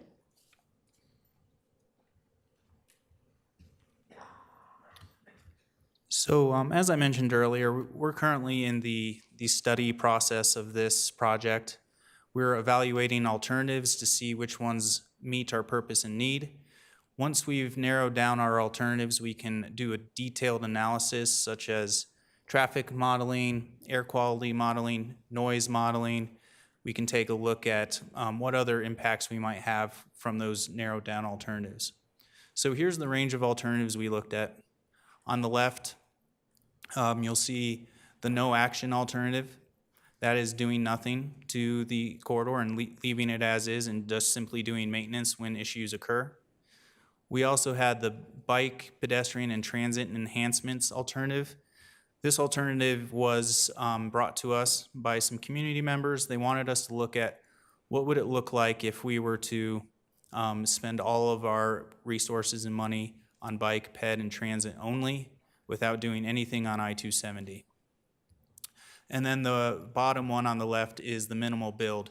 This would be rebuilding all of the bridges, all of the roadway, all of the infrastructure that's currently in poor condition, but really keeping the 2 general purpose lanes in each direction and widening the shoulders only. So then you get into the middle alternatives. These each add 1 additional lane in each direction. The top one being adding a general purpose lane, the middle one being a transit only lane, and then the bottom one in the middle an express lane that accommodates transit. And what that means is an express lane which users would have to pay a toll for, usually 3+ people could use it for free, and then always RTD and buses would be able to use that for free. So that's what is meant by express lanes that accommodate transit. And then finally, we looked at the ones on the right that would add 2 lanes in each direction. So that's 4 total lanes on the highway. One being adding 2 general purpose lanes in each direction, and the one on the bottom there is adding 2 express lanes in each direction. And I apologize, the one on the top is adding 1 general purpose lane and 1 express lane, so I apologize about that. And the ones that are circled in green are the alternatives that we're moving into detailed impact analysis. These are the ones that are going on to the next phase. These alternatives have the best ability to meet our purpose and need. A lot of questions that I get about why the ones on the right did not move forward. Adding 2 lanes in each direction actually does not improve traffic flow on the highway. What it does is it's kind of creating a condition where you're kind of pinching a hose at each end. The receiving facilities, I-25 and I-70, are not large enough to accept that amount of traffic on each end. So the two middle alternatives, one adding a general purpose lane and one adding an express lane, are currently our 2 alternatives moving forward. So this is kind of a plan view of that. Each of these alternatives also add an auxiliary lane, a continuous auxiliary lane that goes from Vasquez Boulevard all the way to the I-76 off-ramp. What that does is provide those freight users that I was talking about earlier the ability to get onto the highway from Vasquez and continue along I-270 without ever having to enter into mainline traffic, which is the main cause of slowdowns on I-270 in that area. Also, each of these alternatives that we're moving forward would completely reconstruct Vasquez Boulevard interchange, and each one of these would add considerable ramp improvements for I-76 onto I-270 and off of I-270. So here's the same kind of graphic, except showing the additional express lane instead of the additional general purpose lane. So this is what we're continuing to develop and refine. We're adding 1 additional travel lane in each direction. We will continue to look at reconstructing the Vasquez Boulevard interchange. We're going to continue looking at replacing all the bridges that are at the end of their useful life. We're going to continue to continue looking at lengthening all of the entrance and exit ramps. We have to continue to look at fixing the poor pavements and settling issues, widening shoulders, and constructing those sidewalks and pedestrian and bicycle connections that I talked about earlier. And things that we have heard from the public that we're continuing to look at, and elements that we're going to continue to refine, are additional and improved bike and pedestrian facilities, turnarounds for emergency responders, transit improvements, visual and aesthetic improvements, other community enhancements, and then other environmental mitigations that we identify throughout this process. One thing I wanted to mention is we're working very closely with Commerce City engineering staff to make sure that any designs that we incorporate accommodate the walk, bike, fit plan that Commerce City has. I pulled a couple of pages from that plan, one of them being the 60th Avenue Crosstown link. We can actually reconstruct that bridge to accommodate a bike and ped facility in the future. And also, same thing with the Town Center Greenway that leads on to the Sand Creek Greenway, Sand Creek Trail from the Dahlia Trailhead. We continue to work with the South Adams County Fire Department. We went on a ride-along with them to understand how they use this highway. And one of the kind of profound things that we found is that they rely heavily on turnarounds to get to accidents. So up there on the right, you'll see the start of a hypothetical emergency situation at the South Adams County Fire at 5650 Holly Street. If there were to be an emergency on eastbound I-270 at that hypothetical situation in the circle there, the emergency responders would, instead of going up Holly and down 60th Avenue to get directly onto eastbound I-270, would take 56th Avenue up to Vasquez, take that loop ramp onto westbound I-270, and then make a turnaround through the median to get to that emergency situation. So we've heard a lot from them that it's crucial that we give them lots of emergency turnaround locations. The other reason why this is important is the level 1 trauma facilities are located in Denver, not in Westminster.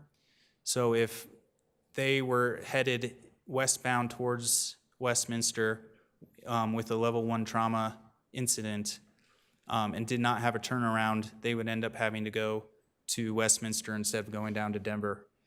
And they have told us that if it were their family, they would want them to go to that level 1 facility down in Denver. So we're working on figuring out how to make turnarounds more accessible for these emergency responders. I'm going to hand this over to Jessica, and she's going to talk about some other projects that we have in the area. All right, so complementing the I-270 project, Region 1 made a commitment to Adams County and Commerce City to make improvements along Colorado Highway 224, US 36 to US 6. This is an area on a roadway that I get emails from your constituents pretty regularly on the surface condition.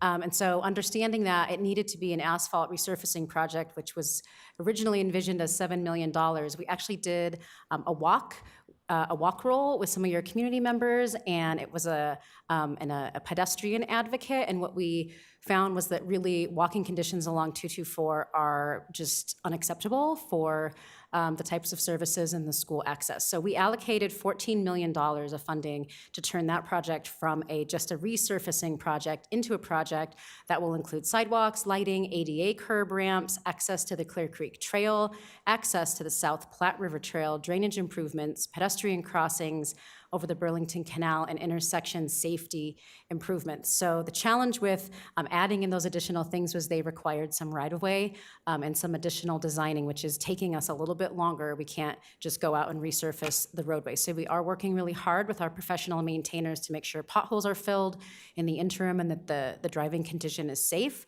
But we do hope to start construction on the overall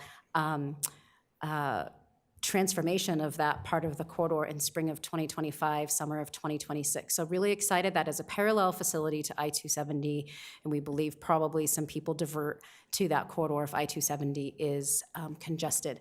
The other project that is in parallel, and so I think some of the constituents might link them together, but they are separate, is the Vasquez Boulevard improvement. So the Vasquez interchange is part of the I-270 corridor project, but the Vasquez improvements, we recently just signed the environmental assessment and finding of no significant impact.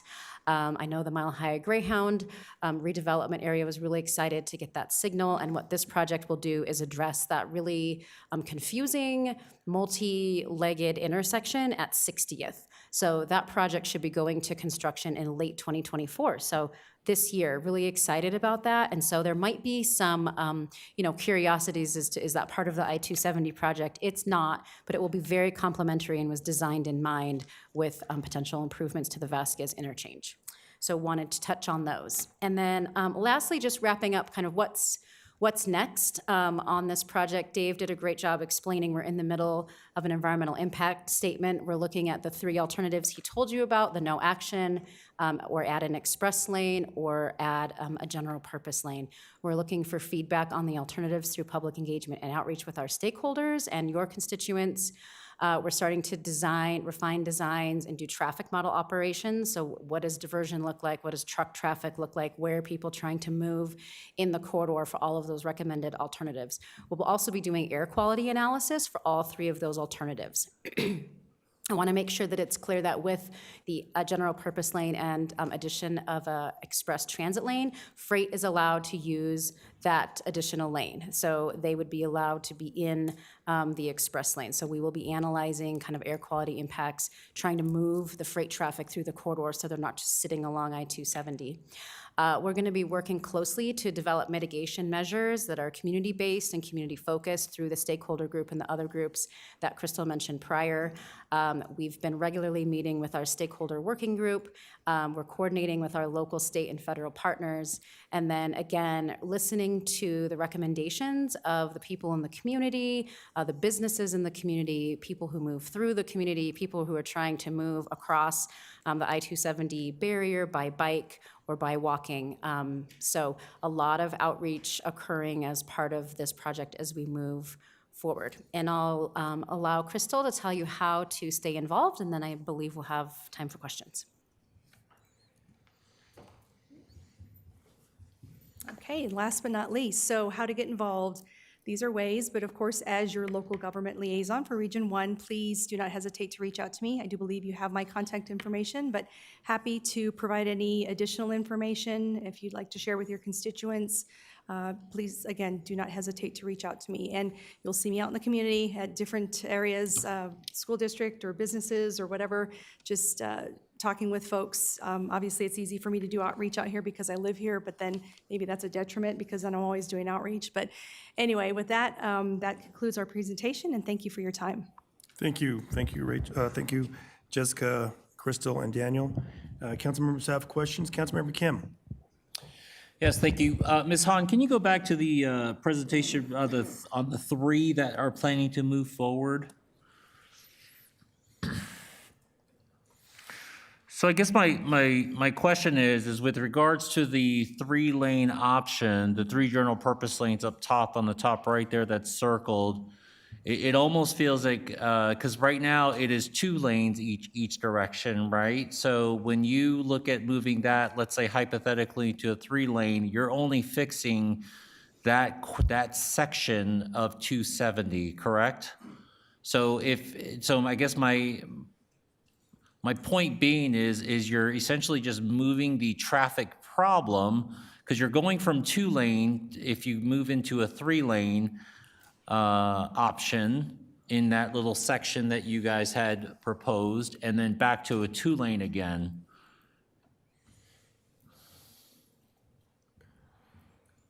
Yeah, can you explain where we're going back to the 2-lane? I think I may have. Ms. Hahn, can you show the map, please? There you go.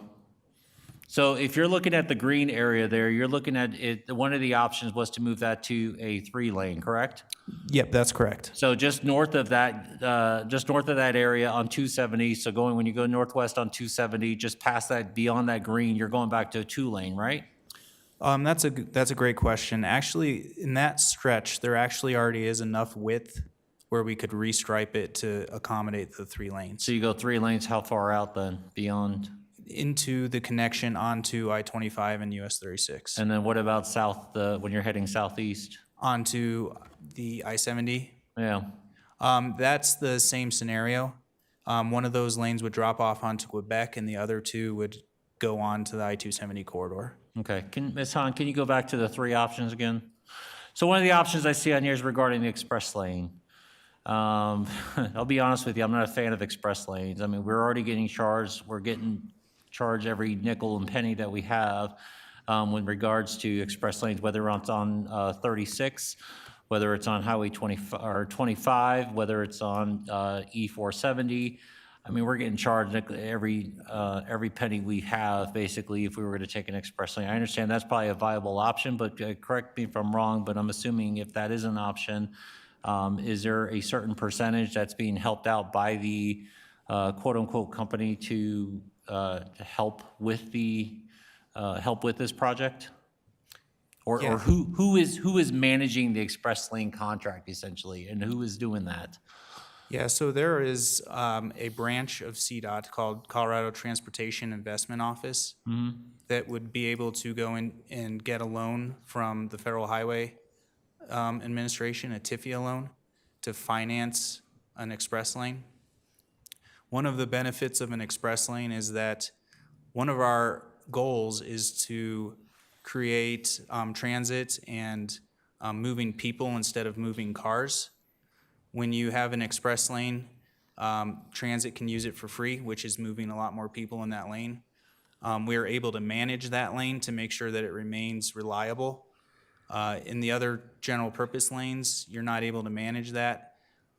We can, at CTIO, make sure that that lane continues to operate freely and flow at a higher speed so that that bus service could use that. But it's still a cost. It's still at a cost for residents who actually drive that, correct? Like if it's okay. That's correct. If they, if there's 3+ people in the vehicle, it's free. If there is not 3+, then they have the choice to use the lane for a toll. Okay, that's all I've got. Thank you. Councilmember Chacon? Thank you. I have a couple questions. So my concern, is this space going to increase emissions because it is adding an entire lane, which will worsen air quality? Yeah, so that moving these 3 alternatives into the detailed analysis, including the no action, is going to tell us that. Because what we're doing is looking at what traffic's going to look like in the year 2050. And based off of that, we can see what kind of emissions would occur. So at this time, we don't know for sure, but that's what that will tell us. There is a potential that improving the travel speeds will reduce emissions because there won't be as much idling on the highway. So that is something that we need to fully evaluate, though. How much will this improve travel speeds? I was quoted, I think, at one stakeholder meeting, only like 30 minutes. What was that you said? I was quoted at one stakeholder meeting, it will only improve travel time by 30 minutes. By 30 minutes? Yeah.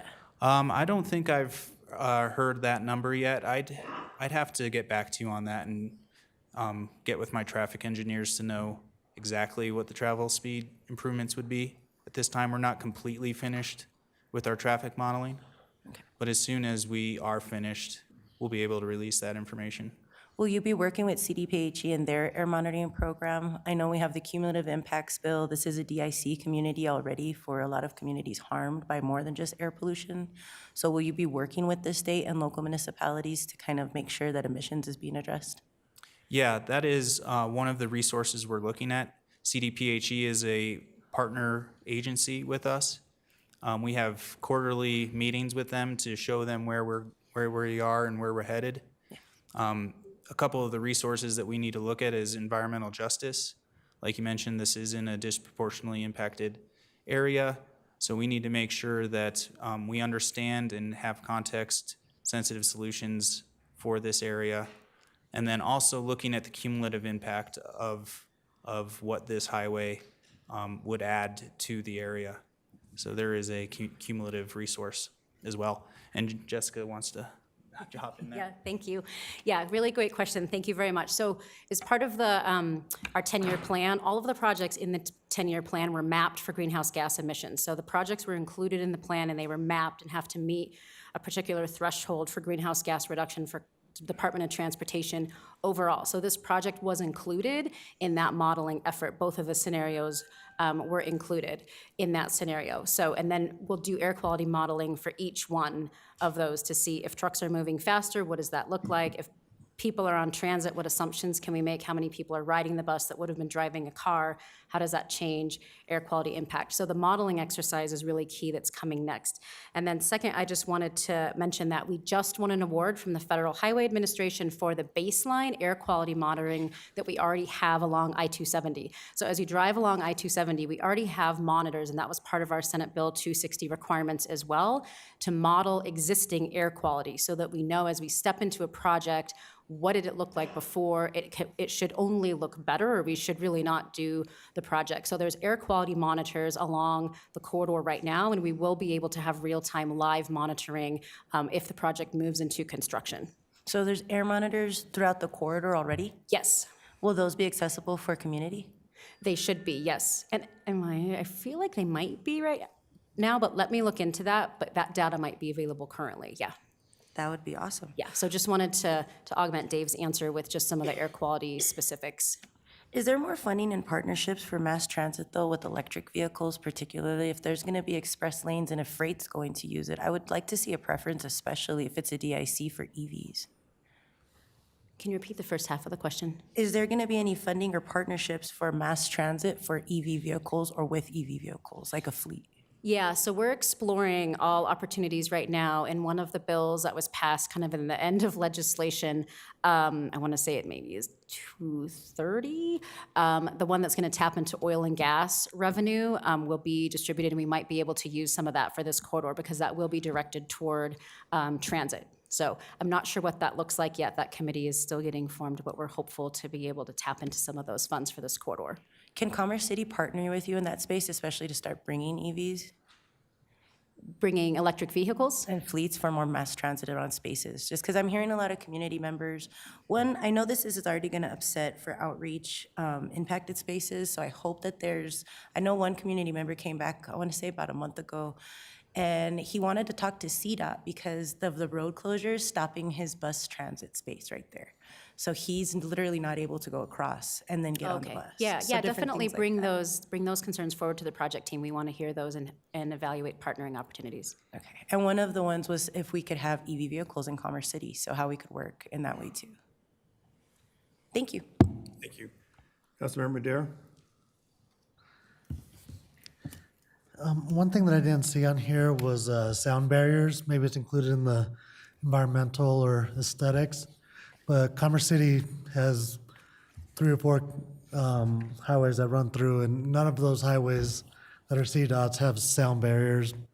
Is that something that's being planned on this? Yeah, so if you could advance to the blue slide that has just lots of blue and bullets. Perfect.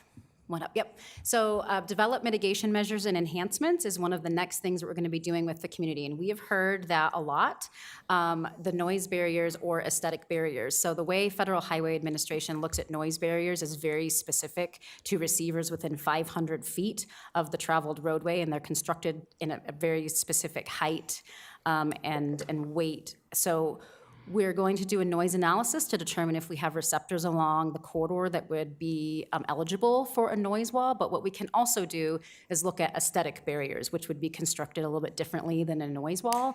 But we have heard that several times that that the community would like to see a better just visual environment as you drive I-270. So as we move forward, once we develop the alternatives, we'll be really soliciting heavily from the public, the engagement on what do you want to see, what's important to you. Is artwork important? Are aesthetic barriers important?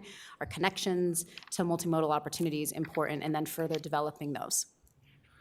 Yeah, I think that either one would be light years better than what we have now. Sure. Right now, we just have weeds in the median and all our CDOT highways, so I would welcome either one of those. The other thing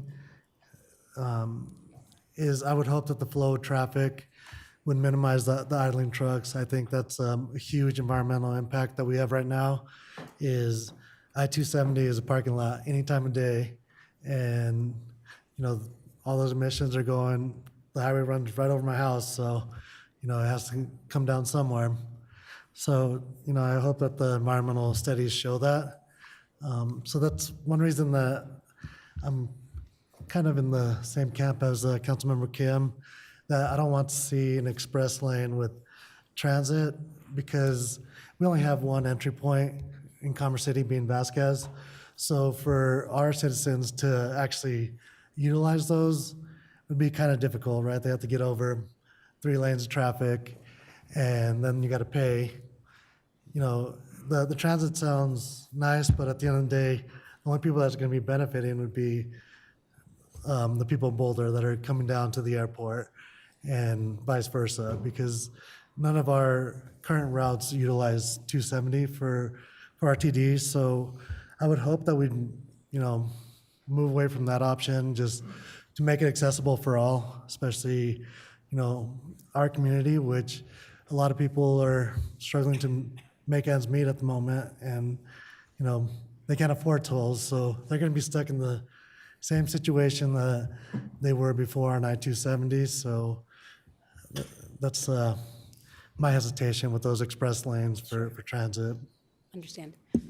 Yeah, and what we're hoping to also achieve is there's a lot of diversion into the local communities from congested I-270, so we're trying to move that facility so that there's not the diversion through the neighborhoods of freight trucks as well. So if we can make the facility amenable to move them through, then your local traffic can flow a lot better as well. So, but yes, thank you for the comment. Councilmember Ford? Thank you. Thank you for your presentation. Jessica, I guess this is for you. I agree with my colleagues, Mr. Madera and Mr. Kim, as far as the development of the 270 options. When you talked about additional projects and that you toured Highway 224, I think there's some projects that some of your state highways that need some attention, that would build some goodwill with our community, that have been in some bad shape for a long time. Vasquez, where it goes down underneath of Old Mill Road up to 68th Avenue. The medians along there, since I grew up here, since I was a kid, they have not been maintained. There's always trash, broken signs, dirt medians, nothing positive. I drive to other communities, I see improvements that within those other communities, and I just feel like we're kind of a stepchild scenario here when it comes to CDOT. Another road that I think absolutely has to have some attention, we've talked to our staff about it, would love to partner with CDOT to get the improvements that are necessary for Brighton Boulevard from York Street North. Brighton Boulevard is in horrible condition.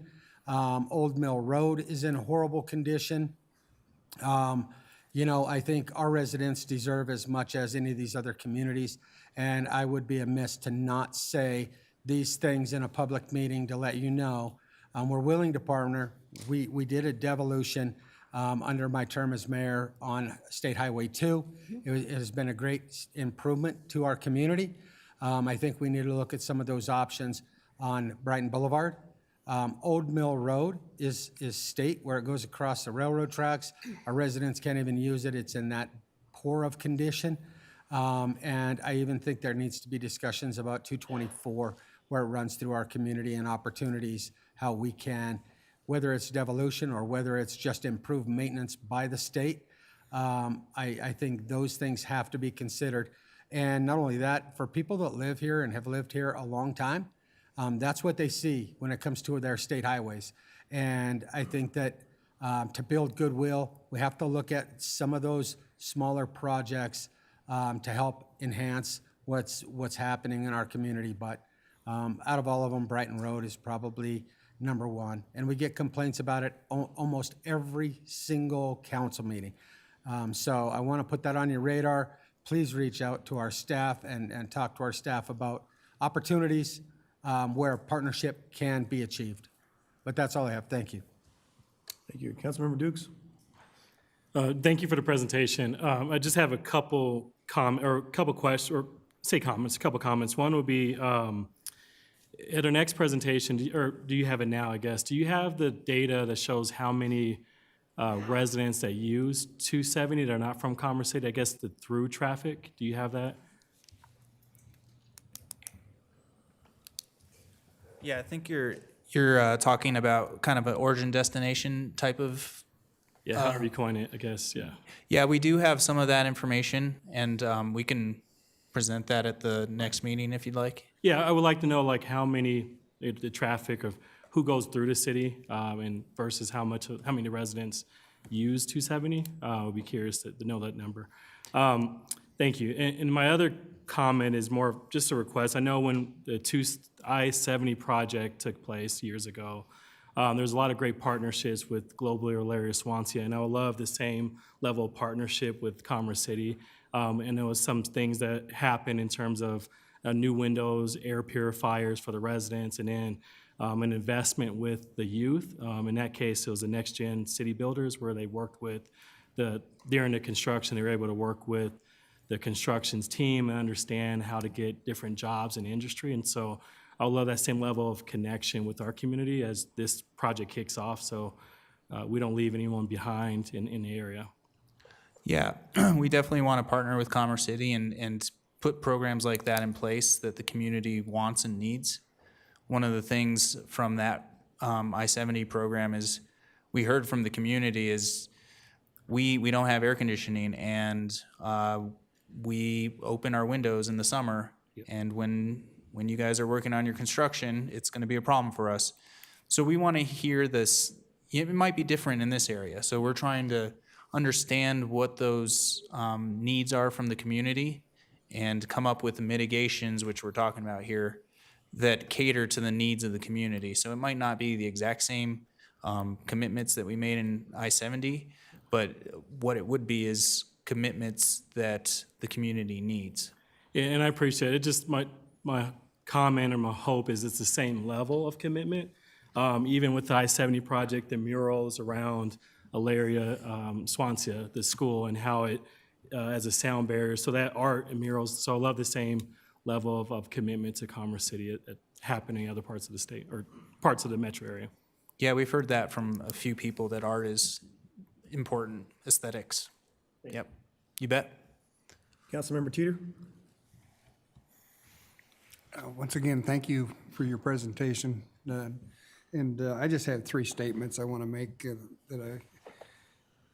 when you was talking about the freight haulers being 10 to 17%, those numbers are way down because most of the freight haulers avoid 270, and they'll use the side roads and get around it just because it's always jammed up, and time is money. And second thing I want to bring up is EVs right now are not paying their fair share. We're all paying at the pump for these bridges. I don't know, where are they paying at? They're not, as near as I can tell, but that needs to be addressed probably at a state level. I don't know, but they're not paying their fair share. And we need to also look at this. When they originally built 270, it was too small within 5 years, and we're still growing out here. And so what you see today, we need to add some numbers onto that. I don't know what it's going to be, but growing's not going to stop. So you need to plan for more growth than what you're seeing today. So. Yeah, and to go back to your first point, we definitely see that in our modeling and our origin destination study. That is one thing I remember is people are detouring around, especially the freight trucks, around I-270 and through neighborhoods. One route I can think of is people get off at I-76. If you're going eastbound on I-270, they'll get off at I-76 and go eastbound and then go down Colorado Boulevard to get onto Vasquez. And that's going through a community and a school. So one of our big focus ideas is to improve congestion so that doesn't occur anymore. I'm not as privy to some of the laws with the EV vehicles coming up, but we can get some information from you. I'll talk to Jessica and see if we can send you some information on where that's headed. But I appreciate your comments, yeah. Thank you. Okay, thank you. I appreciate you guys coming in, and I know we have our monthly meetings at NADA NADA, and I've expressed some of my concerns and asked, and one of them was that the trucks actually go through those managed lanes as well. And that way they keep moving, they don't stall, you don't have, especially the impact is a non-attainment area, so they're not being stalled and then the emissions around the neighborhood. And not only that, I also serve on the E470 board, and it'll be really interesting because they're going to do the back office on this project. But it'd be really interesting because of the disproportionate impact to community, that people who live within a certain amount radius of 270 actually have either no charge to go through there or very, very low fee. And that can be done because they sign up for the program, they have transponders, so E470 will know when they're on there and when they get off, and how to charge for that. So I think that should be something considered. The other thing about 224, I think it makes, you guys make an improvement, but in the future, near future, it'd be nice to see a study for an off-ramp off to I-76, off of the 224 going north. Because we have a lot of traffic that continues to go up Rosemary, up to 88th to get on 276, same thing at 96. Our population doubles in the city from Monday through Friday, and people are trying to exit out of the city. So they continue to go up north. They go up north and they head west. It'd be really nice to actually have the traffic that's down here flow off to 225 as another option for I-76. But no, thank you very much for coming in here. Appreciate that. A lot of great questions, and hopefully we'll get some answers the next time you come in. Yeah, thank you so much for hearing us out today, and we appreciate all the time you've given us. Thank you. Thank you. All right. Let them go ahead and get out there. Thank you, Gina. All right, up next, the consent agenda includes items that are routine, procedural, informational, self-explanatory, and non-controversial. These items are presented to council for a single motion and a vote. Any member of council may ask to remove a specific item off the consent agenda for further discussion and a separate vote. Tonight, there are 2 items consent agenda. Do any council members wish to remove any items? Seeing none, I need a motion and a second to approve the consent agenda as presented. Councilmember Kim. So moved. Mayor Pro Tem Noble. Seconded? All right. Will the clerk read the title and take a roll call vote, please? Ordinance 2577, an ordinance amending Chapter 4 of the Commerce City Municipal Code by adding a new Article 5 regarding backyard chickens and bees and amending Section 21-5226 of the Land Development Code to allow backyard chickens and bees. Ordinance 2584, an ordinance amending Section 12-3012 of the Commerce City Revised Municipal Code, section restricting unauthorized urban camping ban. Your vote is open.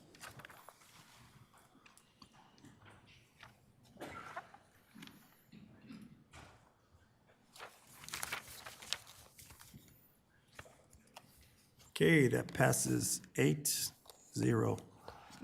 One did not vote. Thank you. Okay, up next, this has been moved up on the agenda, resolutions. Resolution 2024-051, conveyance of real property to 27J for a school site. Do any council members have questions for staff?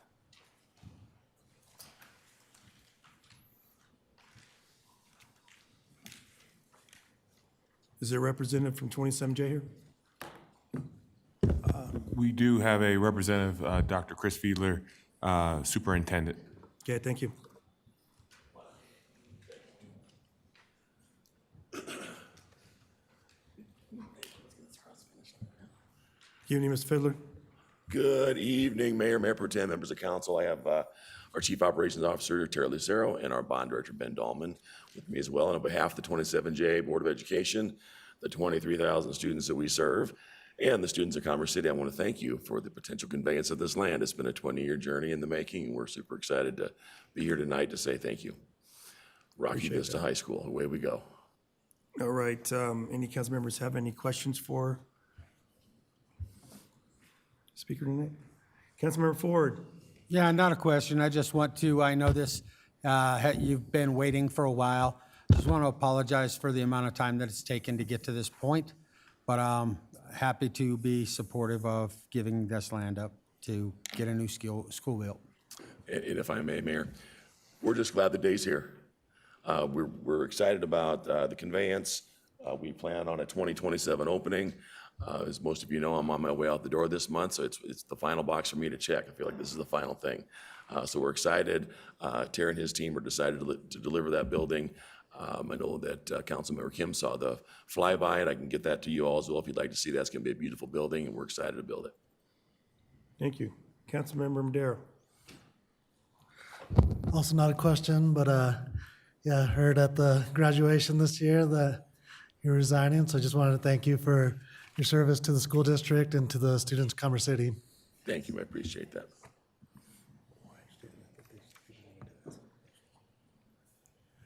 Mayor Pro Tem Noble.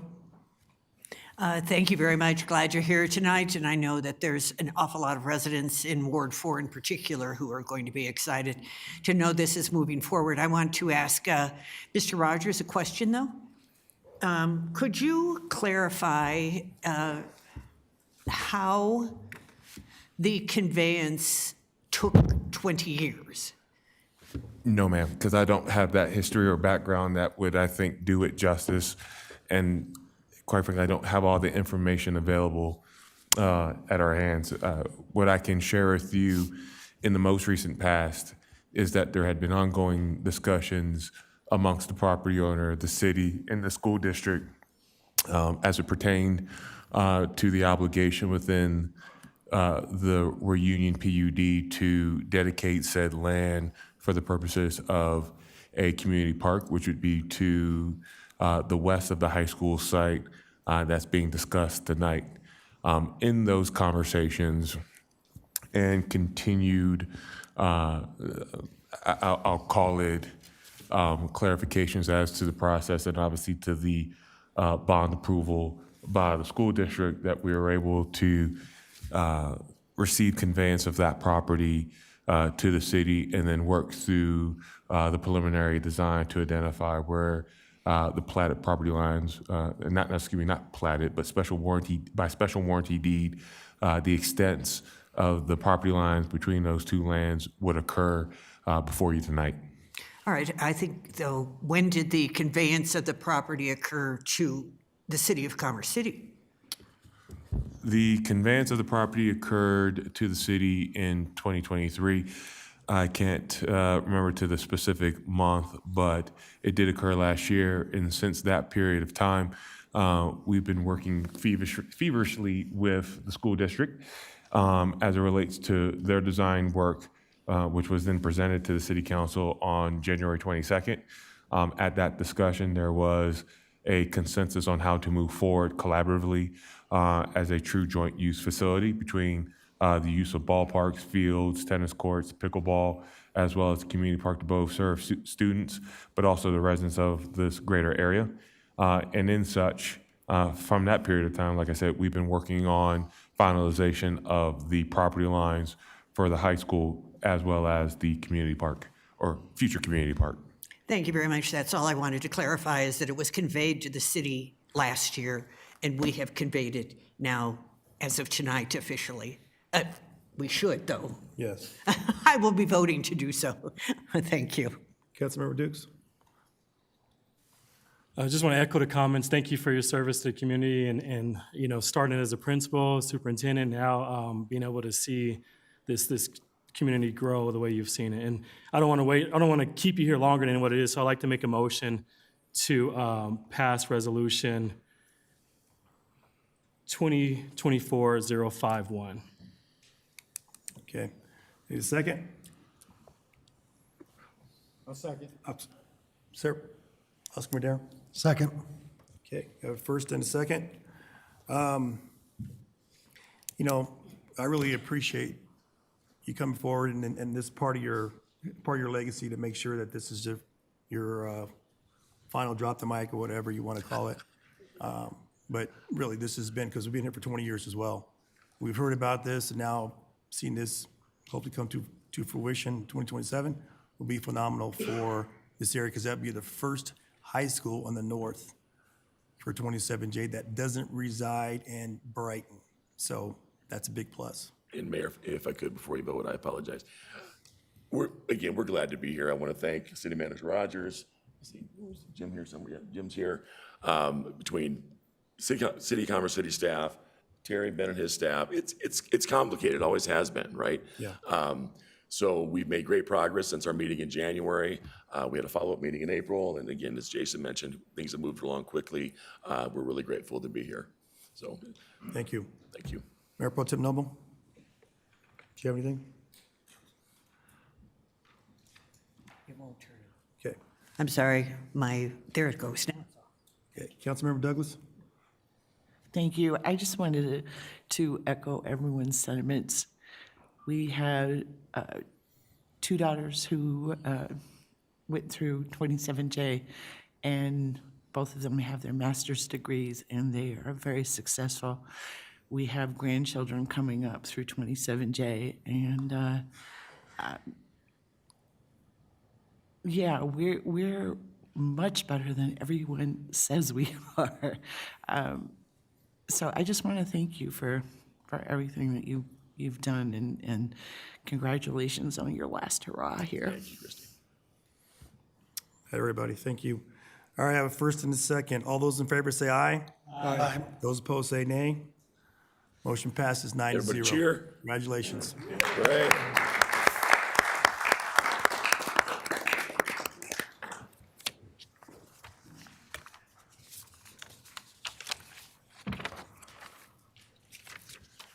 All right, we're at the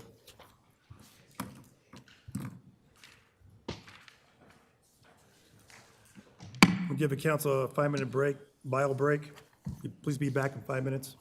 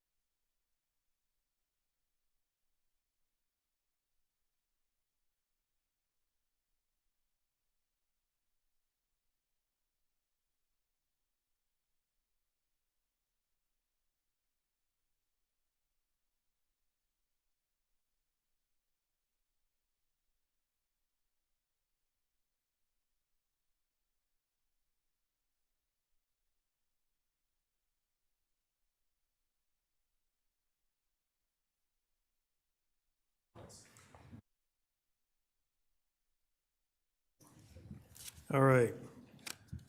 Tonight's public hearing on April 1st and reopened, continue on May 6, 2024. I'm sorry, let me back up.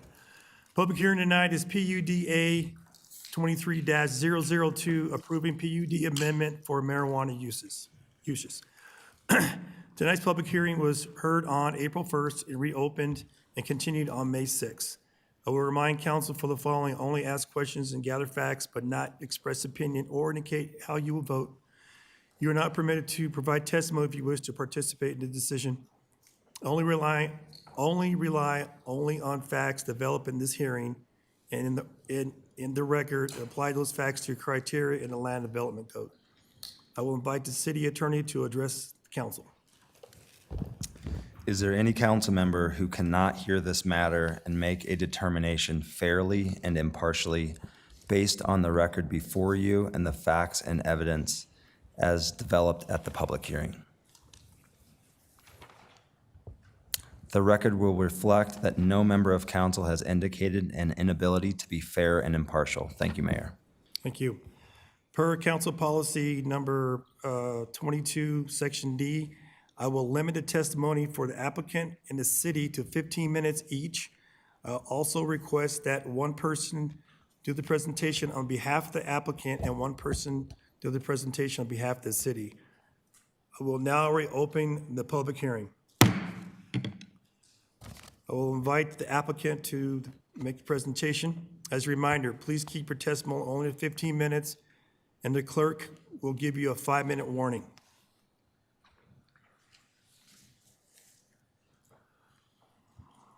Can I delay it for? Okay, thank you. Mayor Pro Tem, City Council members, please recall my name is Adam Stapen, A-D-A-M, S-T-A-P-E-N. I'm an attorney licensed to practice law here in Colorado, representing the applicant before you on amendment number 6. Just by way of quick background, as you know, we had the hearing on April 1st. We're on the first reading. It was a vote 6-3 in support. At the second reading in May, Mayor Pro Tem moved to reopen it. If it's my understanding, I believe she wanted to reopen it on the basis of 3 criteria I think she referenced. I'd like to quickly talk about that and then essentially step back, because we don't have any new evidence that you may have wanted to hear relating to that. We do have some rebuttal evidence if necessary, but I just want to redirect your attention to what happened that first hearing on April 1st. The first request to reopen was regarding the setback and alleged denial of an application for a marijuana location as a result of the 2,000-foot setback. In reviewing the transcript, I don't want to point you to every time the setback was referenced in the first hearing that took 4 hours, but I will say the city clerk spoke about it at 1 hour, 17 minutes and 15 seconds. Mayor Pro Tem spoke about the setback at 3 hours, 55 minutes, 33 seconds. Councilmember Kim at 4 hours, 2 minutes and 21 seconds, and Mayor Douglas at 4 hours, 19 and 25 seconds. I believe that was kind of discussed, maybe not to the extent desired, but that was discussed and brought up and mentioned and vetted in my mind. The second issue Mayor Pro Tem had was regarding a potential denial of an application for a marijuana licensing based on the 2,000-foot setback and the inequities that may or may not have caused. In reviewing and doing a little research, we realized that an application was not denied, an application was never filed. It was essentially not filed to be considered.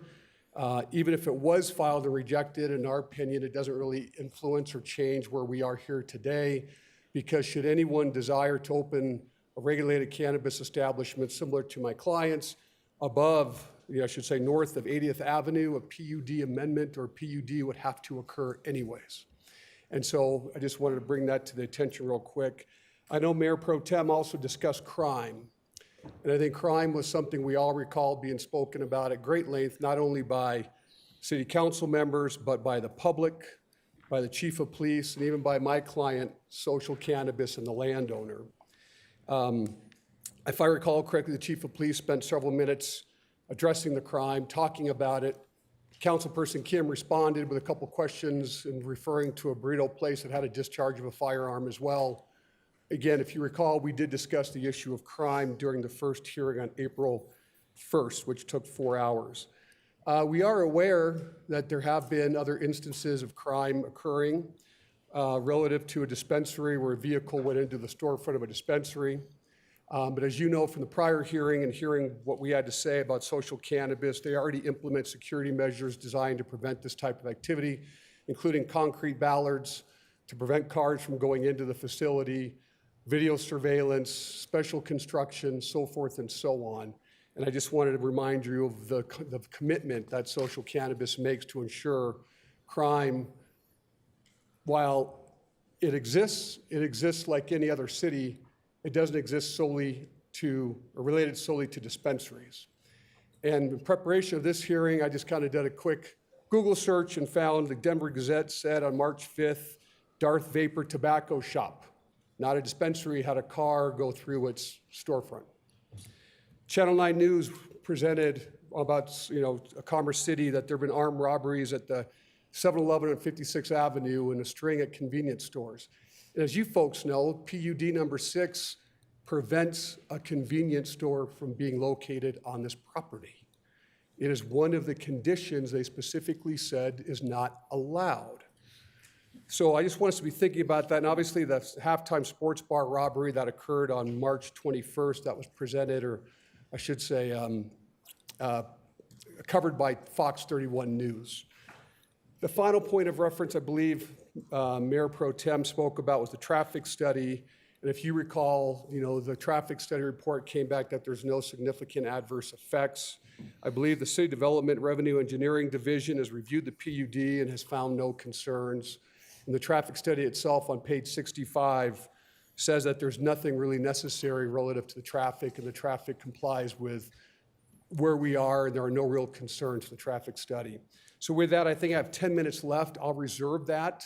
I don't know what questions Mayor Pro Tem or other members may have relative to the staff of additional information they're looking for, but I would like to reserve the rest of our time for rebuttal. So thank you. Any questions? Any council members have a question for the applicant? For this point, please. Mayor Pro Tem Noble? I have one question for you at this time. Could the applicant raise his or her hand?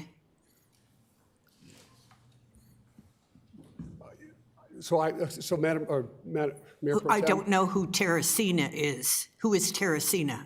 Oh. Why don't we introduce these folks? Want to come up for a second? Why don't you please introduce yourself and say who you're with? Thank you. Good evening. My name is Josh Riggs. I'm a co-founder of Social Cannabis. That's not my question. Who is Teresina? She's coming up. My name is Katie Benz. I'm a planner for Teresina Design. We put this document together for our clients. And are you the applicant? I submitted the application on behalf of. So you are the applicant? The landowner is the applicant. Teresina is a consultant and advisor that was hired in furtherance of submitting these applications. Okay, I'm just looking at the city's documents and they say Teresina. They don't say anyone else's name. Okay, and please. Evening, Prashant Patidar, landowner. But you're not Teresina. Not Teresina. You're not Teresina. Okay, thank you. Thank you. Councilmember Dukes? Thank you for giving an overview of the reason why we're here today in terms of new evidence. From my understanding, from your understanding, I guess, there's no new evidence that we had to discuss in the 4 hours prior. So you mentioned the 2000 setback, the crime, all that in your opinion was talked about during the first hearing. Is that correct? That is my understanding as well, and that's kind of what I was expressing, that we're not aware of any new fact or circumstance aside from maybe a vehicle going into a dispensary and then also another vehicle going into a tobacco shop. I'm not aware of exactly what the Mayor Pro Tem is asking to consider as additional evidence. Thank you. And my other question is around this application that was not filed. Can you talk through, or do you have evidence or ability to share the details on that non-file that was presented as new evidence on our end? Thank you. That's my understanding. Thank you, Mr. Riggs. As part of the hearing packet tonight, an email was submitted to you for your consideration that we received from the city clerk of Commerce City when we requested more information about that alleged denial of the application, and that's where we gathered the information from.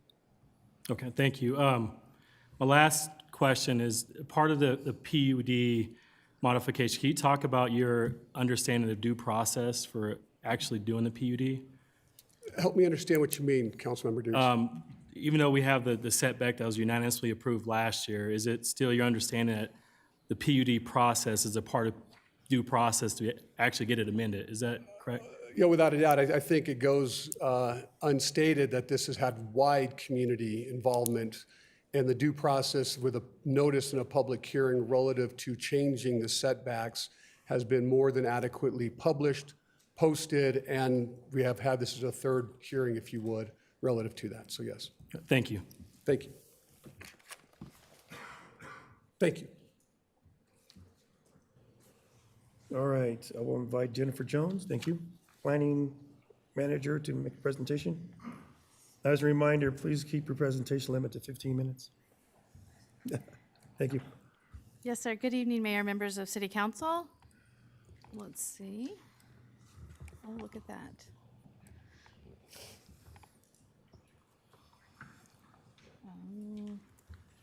There we go. My apologies. Staff's presentation tonight was going to just be limited to quickly summarizing the approval criteria, but staff can certainly answer any questions that council may have as well. I think the criteria were discussed at length, but I will just highlight them. Consistency with the comprehensive plan and any PUD concepts which don't exist in this situation. The unique situation related to the site regarding the existing reunion PUD entitlements. Other than the items that are changed per the PUD, it is consistent with other city regulations. Connections with the existing development, which would be achieved through the PUD site development plans specifically. There are also, as a part of the PUD development plan, again, we're going to expanding our scope a little bit here. There are measures related to improvements of the site to mitigate any potential impacts. There are services available to the site. There's no phasing proposed, and this PUD amendment would be the only way to achieve the desired result of the proposal. It could not be granted through straight zoning. So, quick highlight of the approval criteria. Staff is available to answer anything else or go back through any other slides from the previous presentation, but in respect of time, I wanted to leave that to your discretion. Thank you. All right, any council members, questions for staff? Mayor Pro Tem Noble? Thank you very much, Ms. Jones. I feel, well, let me just say this. When was the application for this PUD amendment submitted? I could look that date up. I don't know it off the top of my head exactly. Okay, yes, that would be good to know. Okay. I'm looking at the zone change report case PUDA 23-0002, and it says the applicant is Terracina Design. But what is the purpose of this PUDA? It has one purpose, correct? And that is to add, is the purpose to add a marijuana use of this PUDA? It does add a marijuana use. It also changes other allowable uses and other site development standards and locational standards. That's correct. Yes. Does that have to do with the restaurant itself or the building? Sure. The locational standards are specific to marijuana. There are other site enhancement requirements that would be applicable to any and all uses on this property. Okay. And who is, I'm sorry, I still am confused. Terracina Design, is Terracina Design Through the representatives of the applicant, they prepared the document, so that's quite common. A lot of times you'll see Norris Design or other firms prepare and submit the materials on behalf of their clients. All right, thank you. In my experience, planners are known to suggest other locations.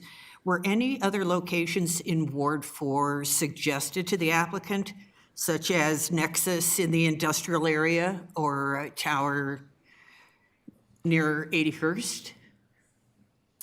I can speak only to conversations I personally had, but we did have a pre-application meeting with the applicants, answered their questions. That's a back and forth conversation. I can't say for certain whether other locations were suggested. If I recall, I believe the property owners were specific about this site. Okay. And the case planner was Michael Russo? Michael Rosso, yes, ma'am. Rosso, sorry. But he isn't here. Correct. He So he would be the one who might have had that conversation? He and I both had conversations with the applicants, that's right. And at what point was the 2,000-foot setback from residences conveyed to the applicant?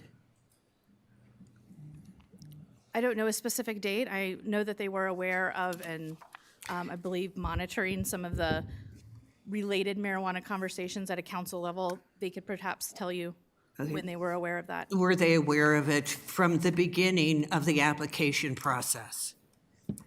I don't believe that was in effect at the very beginning, at time of pre-app. We don't know when the date is, do we? So if I may intervene, obviously there's always been a separation distance requirement for marijuana uses. Since the inception of this project and its submittal to the city in an informal and a formal process, there was an awareness to the applicant that they would have to undertake a process to amend the PUD, not just only to include the use, but also to address the separation that was pre-existing and after the fact, the update that was adopted by council last year. Specific dates, I don't want to say are immaterial, but once again, as staff has been navigating this course with the applicant and their request to understand what their due process was, it has been communicated, had been communicated to them what would be necessary to request for their, your decision-making on that application. So whether it was 1,000, 500, or 2,000 as it currently stands, they had to make accommodating adjustments on their application during the timeline in which it was approved by council in going through this process. But additionally, before even being able to submit, they had an awareness of what had to be requested in order for consideration and review by staff and ultimately by recommendation of Planning Commission and then decision by you all as City Council. Thank you very much, Mr. Rogers. With all due respect, I have an email of September 4th, 2020 from the city manager at that time. Today, a business, Starbuds, came in for a pre-application review to see if they may build a store at that intersection. That was 120th and Chambers. Staff members are reviewing the plat and distances to the residential property to see if a retail marijuana store may be built there. That application never came forward because they received that information early on. I am merely saying that the timing does matter because if they had that information, perhaps they might have sought another location. I can't speak to that, ma'am. Once again, we give the information that obviously allows for them to make their own business choice with respect to whether or not they want to go through the risk of having an application be heard or not be heard, and that is their decision to be made. So I can't speak on behalf of Starbucks' decision versus Social Cannabis's decision on wanting to move forward, but I would say that how we evaluate a process as it comes through the door for a pre-application, it is consistent in practice of how we want to communicate certain details so that they understand what the process will be, the length of time that process will be, and how to go about that with the review of staff. Do you recall, Mr. Rogers, since you are involved in answering these questions, do you recall a story I shared with you when we were at the International Shopping Center Convention about one of the representatives who said his friend was getting so much pushback from the Commerce City staff that he wasn't able to expand his project and to add on property, and he asked if he could have some help. So apparently, the staff does at times push back on projects. Is that true? I remember you bringing that call, but you did not share information about who that might be, so it's hard for me to actually reconcile. Yes, we did share that information. If you did, I don't remember it, ma'am, nor do I have context of that. But what I'm trying to share with you, ma'am, is the simple fact that how something may be communicated to you may not necessarily always be in alignment, and we seek to find that alignment to ensure that there is due process to be done. Mr. Rogers, were you involved in the planning of this project? No, ma'am. Thank you very much. The Planning Commission voted to oppose this project. We were earlier talking about another recommendation that would possibly be overturned. But in this case, it was a Planning Commission that voted to oppose this project. What was their reasoning? I can refer to the minutes if you would like. Sure.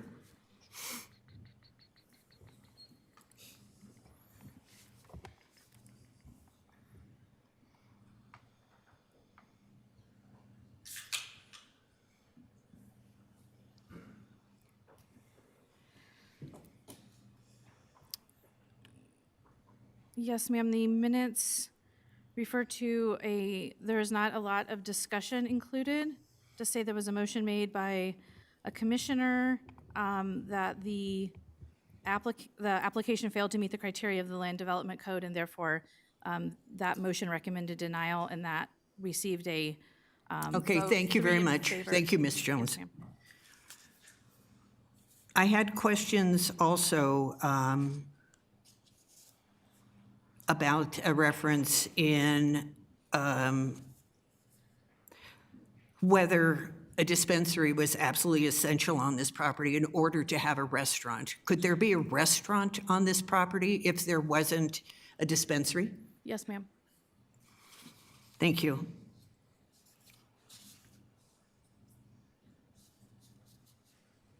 Who can I ask questions of regarding the traffic situation? We have both city staff available, and the applicants also have their traffic engineer here tonight.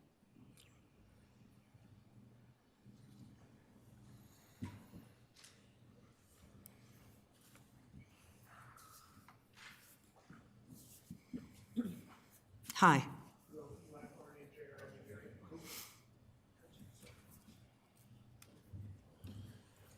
Hi, Eli Farney, JR Engineering. I'm the traffic consultant for the project. Thank you very much. Could you clear up for me the F rating? I think you're referring to the level service F rating on 103rd and Tower, and that's specifically on that westbound right movement, which is coming out of the Reunion Commercial Development Center, which is not part of the project. We heard in testimony that there would be 600 or 700 daily visitors, and I don't see how there's ingress and egress to this property on the corner of 104th and Tower. Yeah, you can get access through 103rd and Tower, and then also from Walden and 104th, which are both signalized intersections. 103rd and Tower will be signalized with the Reunion Commercial Development, and that's planned to be signalized in like 2025 to 2027. What is the Reunion Commercial Development? That is a commercial development on the southeast corner of 104th and Tower. Southeast. So are you referring to 103rd Place or 103rd Avenue? The entire development kind of covers both of those streets. It basically runs from 104th down to the public service right-of-way, and then from Tower on the west side and runs east to Biscay Street, the planned alignment of Biscay. So it's directly east of this property? It's directly east, correct. Okay. But when you talk about 103rd, are you talking about 103rd Avenue or 103rd Place? I'm talking about 103rd Avenue. So the westbound right movement in 2045 is expected to fail at that signalized intersection, but the overall intersection itself is expected to operate at level service D or better, which meets city criteria. So when we're working with arterial roadways, we have to balance getting the through traffic, which is north and southbound on Tower, and it's east and westbound on 104th. There's so much traffic that we have to deal with that we have to prioritize those movements, which automatically degrade some turning movements on side streets, and it's pretty typical to see E's or F's on some turning movements on 104th or Tower, whether it's at a signal or a stop-controlled intersection. I saw on one of your maps for the traffic study that you had identified the project site, which happens to be Sonic Drive-In on the project site. This would be, figure 9-year 2025 site generated traffic reunion commercial center, page 18. Let me just get to the page.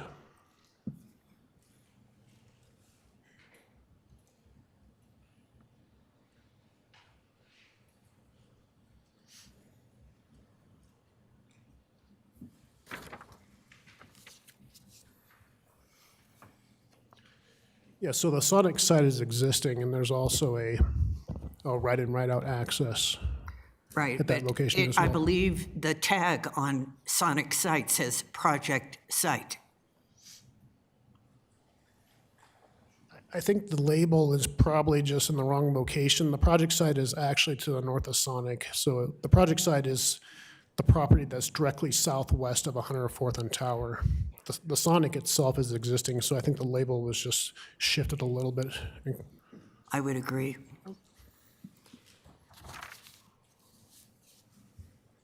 Are you considering Yampa a through street? Yampa would be an access as well, too, because it's a three-quarter access, so you can make a westbound left from 104th onto Yampa and then traverse back to the project site. And Yampa is also, you can make a right-in, right-out movement if you're traveling east on 104th Avenue. You can't get to Yampa from 104th. Yampa is existing, yeah, it's a three-quarter access. Is it the, okay, I know which one you're talking about now.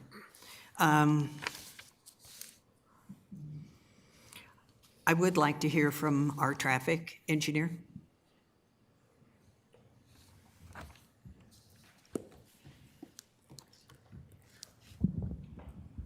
Mayor Pro Tem, while the traffic engineer is coming up, I just need to make a comment for the administrative record.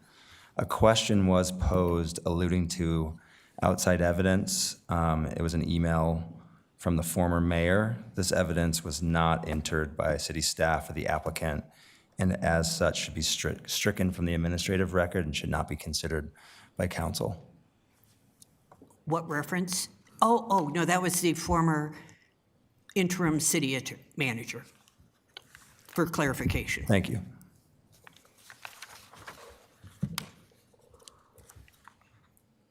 So did the city sign off on the circulation for this property and considering the visitors? Yeah, we've reviewed this traffic study. We looked at the technical criteria in our engineering standards, and we determined that the study met those. So you have no concerns about the additional traffic at that intersection or crossing over Tower or any No, of that? we've looked at the levels of service, and essentially, a lot of there's not a lot of change when you add these volumes to it. Okay, that's good to know. It's important to me to be able to assuage any concerns of constituents. Thank you. Thank you. Also, there was a reference made at regarding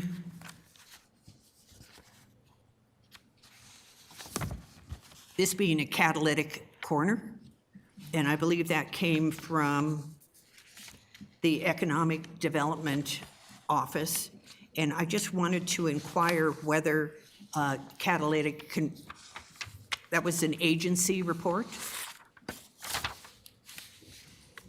This property is located at a catalytic intersection in Commerce City and represents an incredible opportunity for attracting high-quality, best-in-class commercial uses to our community.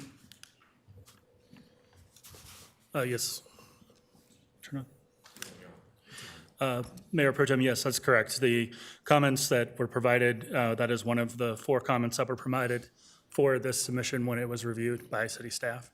Thank you very much. And was it specifically in reference to medical and recreational? No, there was no reference to their intended use. It was just the geographic location and its opportunity for that portion of the city and what that location represented from a commercial development attraction standpoint. That was the comment was referring to. Okay, thank you very much. Welcome. And finally, then I had a question for the police department. I don't think the chief is here tonight.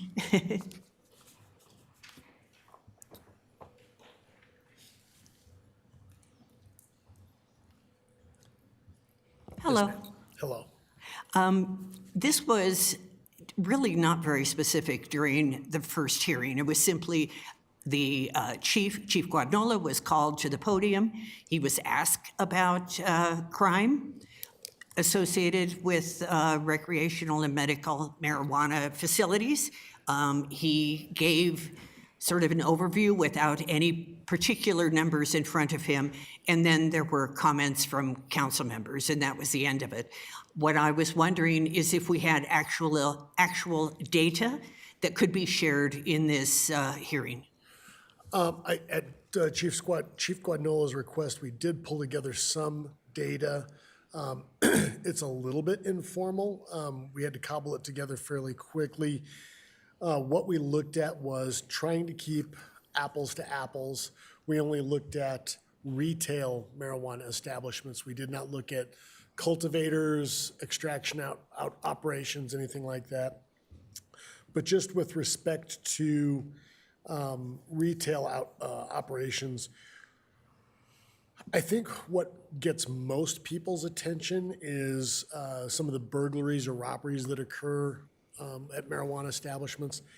There have not been a lot in the city. In 23, I want to say that there was 1 aggravated robbery and about 5 burglaries in 2023 at different retail establishments.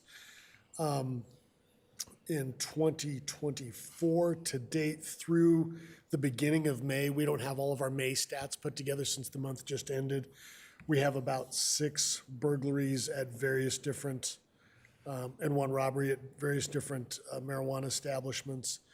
I would argue that that's somewhat consistent with other cash-based locations. A couple of years ago, we had a string of burglaries at convenience stores and laundromats, issues like that, where people would go in and steal the ATMs out of them after ramming them with a car. Do you have a more specific question you'd like an answer on? Well, I was hoping you were going to be coming with more specific information to be able to compare to other uses in Commerce City, but I guess that's the best that we can do. It trends similarly with other cash-based businesses. So laundromats, ATM places, the numbers are relatively similar with those types of businesses. Sometimes with items that are of unique demand, like marijuana, so vape stores, liquor stores, also unfortunately suffer similar types of criminality. And there wasn't a, is it seen as attracting a cash-based business? Does it attract that kind of crime then? Yes, certainly. Cash does attract criminals. So if we don't have any other businesses cash-based except for this prospective business, then it might be seen possibly as attracting crime to the area. I would urge caution with that type of speculation. There's other factors that can induce crime. So cash-based in and of itself is certainly an attractor. I wouldn't say it's a sole determiner. Well, thank you. I hope this has allayed concerns of constituents. Yes, ma'am. Appreciate it. Councilmember McGarr. Yeah, just to follow up, sorry to ask you another question after you just sat down. Just to keep things apples to apples, there are similar businesses north of 88th, and what are the statistics on those businesses in terms of burglaries or crime? When you say 88th, do you mean kind of like that 88th Dallas corridor where some of the more the cultivation and extraction businesses are? Is that what you're talking about? Similar uses, so dispensary. So with respect to marijuana-based businesses, we do see the majority of crimes at the retail establishments. And that's candidly, most of the corporate cultivation and extraction businesses, they're really nondescript. Most folks wouldn't, if you didn't know what business it was, you wouldn't know what to look for. But obviously, retail establishments focus their advertisements to the public, so some people are aware of that. We have been fairly lucky here in Commerce City. We haven't seen the extent of invasive crime with respect to marijuana establishments that say like Denver or Aurora has, but we also have a fraction of the number of businesses that those jurisdictions have. So I would argue it's pretty much commensurate with the overall population of those businesses, if that answers your question, sir. Yeah, I think it does. Okay. Thank you. Councilmember Douglas. Thank you for staying at the podium. I also had a question for you. Am I correct in hearing that you said in 2024 there were 6 burglaries and 1 robbery? That's what we have to date in 2024. So obviously, Right. this year it's trending a little bit higher than it did And we're in just 20. in the first part of June. Do you know if there was product or inventory that was taken in those burglaries? No, all I have here is a list of what the crime was. So burglary. So, I mean, obviously burglary is an entrance with the intent or the act of actually taking something. Now, I will also say that the majority of the time that we have burglaries at these locations, very little actual product is taken. Usually burglars only make it into the display area, where most of the actual product is secured in an anterior location, so that that's not typically. Thank you for that, what's because I'm not familiar with the setup. in Okay. this. So, thank you for that answer. I appreciate that, and the explanation of why that's not probable in taking place in a burglary. So, thank you for that answer. I appreciate that. Councilmember Dukes. Question about burglaries. How often are you at the King Soopers on 104th? Is there a lot of, how do you define burglaries at King Soopers? So a burglary is, we rarely have burglaries at grocery store type establishments. We have a ton of petty theft or shoplifting at those locations. But a burglary is really more of an entrance with the intent to commit a theft therein. So it's beyond a simple shoplifting, which is generally a crime of opportunity, usually involving fairly small dollar items, where a burglary is a more intentional act, usually kind of forcing entry or going in with devices to effect a theft inside that store. Thanks for the clarification. So when we think about petty theft, Yes, sir. King Soopers, 7-Eleven, is that considered petty theft when people leave the premise with food and a number of things in their shopping cart? That would generally be a petty larceny or a shoplifting, yes, sir. And do you have an estimate how many times that happens in an establishment like that, or? Oh, boy, I would hazard, I'd be reluctant to hazard a guess. I do know that it's common enough that, and I'll use Walmart as an example, over at 60th and Vasquez there. We in cooperation with Walmart, pay officers to work 12 or 6-hour shifts off duty at Walmart just to try to stem the flow of the shopliftings that occur. I don't think that King Soopers suffers quite as much as Walmart because Walmart's got a more diverse selection of items. It's usually not food that's being stolen, it's usually more personal items. But yeah, there's a tremendous amount of shoplifting. And I guess my final question on that, so think about Walmart and type of things that are stolen. Is there a value? So I think about you go in and steal a TV. It's probably more of value than what you steal at a dispensary, if that's the case. But they're just categorized differently. Is that correct? So anything stolen during a burglary would be a felony because the act of burglary itself is a felony. Theft is broken down by value. So under $2,000 is a misdemeanor, 2,000 and over is a felony, and then there's other breakoffs at 5,000 and 20,000 that make it a higher grade felony. And a lot of those times, like at a Walmart, it is a store policy. You can't really chase the folks who are having death, right? It's theft, so they can't track it down. So there might be a case where you don't understand how much was stolen in terms of value. Well, when a suspect gets away, yeah, we don't want to speculate on necessarily what was stolen. Sometimes you can kind of figure that out from inventory, but I also don't want to confuse the issue. If our officers are present and they decide to pursue a thief, they certainly can. We just don't pursue in a vehicle based on that, but we get into foot chases with them sometimes. Okay, thank you. So what I'm hearing you say is that there's theft that takes place at different retail stores across our city, and some higher, some lower, but that's happening across the city. Is that correct? Hourly. Yeah. All right, thank you. Okay, thank you. Thank you, sir. Any other questions? Mayor Pro Tem Noble? Thank you very much. Ms. Jones, in the PUD amendment, it does say that in the notes, the developer shall have at least 2,000 square feet allocated to a restaurant use. It's on sheet 3. Yes, ma'am.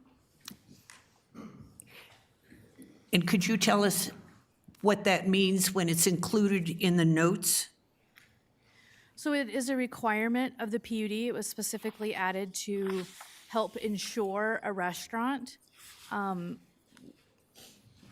Okay, So- great, thank you very much. Okay. On page 4 of 4, under advertising, signage, and design, Yes. Oh,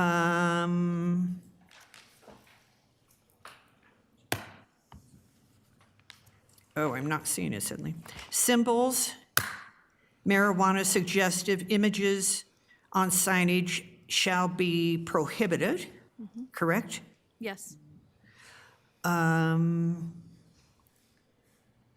Is there anything that says, I saw in one of in the presentation that it just said social on their presentation as opposed to social cannabis.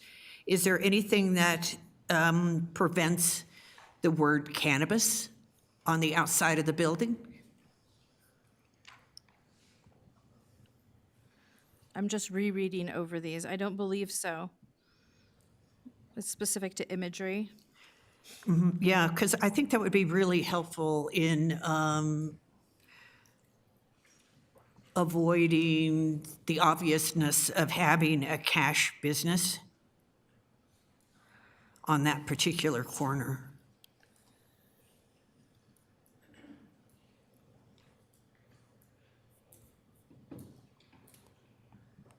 Would the applicant be willing to do that? Oh, Terracina Design?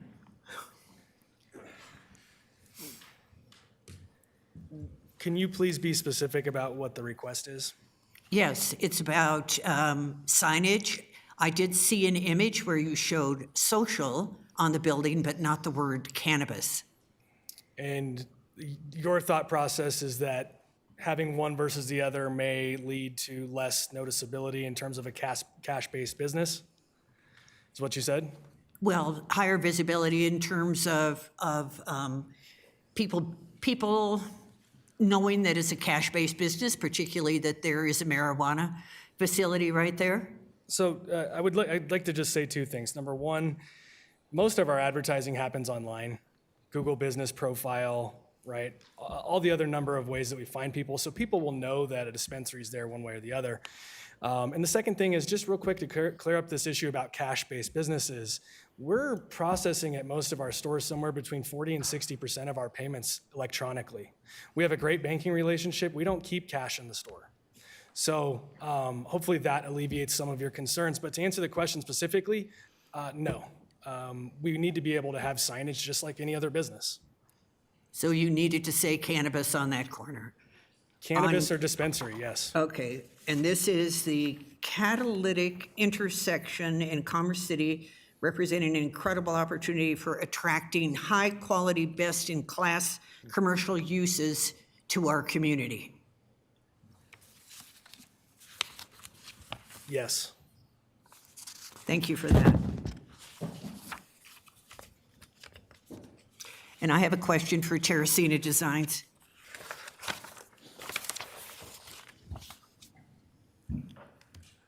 Yes, ma'am. Yes, thank you. There was a document at the first hearing, and it's in our packet again this time, about a community meeting. Yes. And there is a map with a circle, and it says 2,500 feet. Yes. So it would be 2,500 feet from the site of this facility. Yes, the offset of the property Yeah. boundary. So how did you reach the people in that 2,500-foot circle? So as part of the county GIS, we can pull property owner data from that, and we gathered, I believe it was close to 1,000 property addresses, both businesses and homeowners, and we sent them a physical letter noticing them of the neighborhood meeting we were holding at Bison Ridge. I know so many people in that area, and they just did not receive the letter. They did see on social media, but they did not receive a letter. I can't speak to the mail service, but we did not, normally if a letter is not delivered, it gets bounced back to us because we are the return address, and we did not have any. Okay. And then for Ms. Jones, you used the 500-foot setback for the notice of the hearing? As opposed to 2,500 foot, correct? Correct. The applicants chose to do a larger number for their neighborhood meeting. All right, thank you very much. I have no further questions. Thank you. Councilmember Dukes? Yeah, I just have a question for our city attorney. I guess point of clarification. We're here because there's new evidence that's supposed to be presented. And there's a lot of the same questions from our first hearing. What's the process moving forward if there's not new evidence? That's a good question. So the hearing was reopened. There's nothing precluding any council member to ask additional questions. I will say, though, and highlight the fact that the administrative record for this hearing is inclusive of the original hearing. So to the extent any issues have been addressed in the original hearing, that is in the administrative record is a part of your consideration for an ultimate decision. Okay, thank you. Sure. All right. Okay. We'll now invite the public to provide testimony. We welcome your comments and input to ensure efficient hearing. To ensure efficient hearing, all persons are required to observe the following. Each person desired to speak must have registered with the city clerk. When you're recognized to speak, please approach the podium, state your name and address for the record before providing testimony. All comments, testimony shall be made from the podium. No comments or testimony shall be presented from the audience. Comments and testimonies are to be directed to the mayor and the city council, dialogue and inquires to members of staff or the seated audience is not permitted. Inquiries that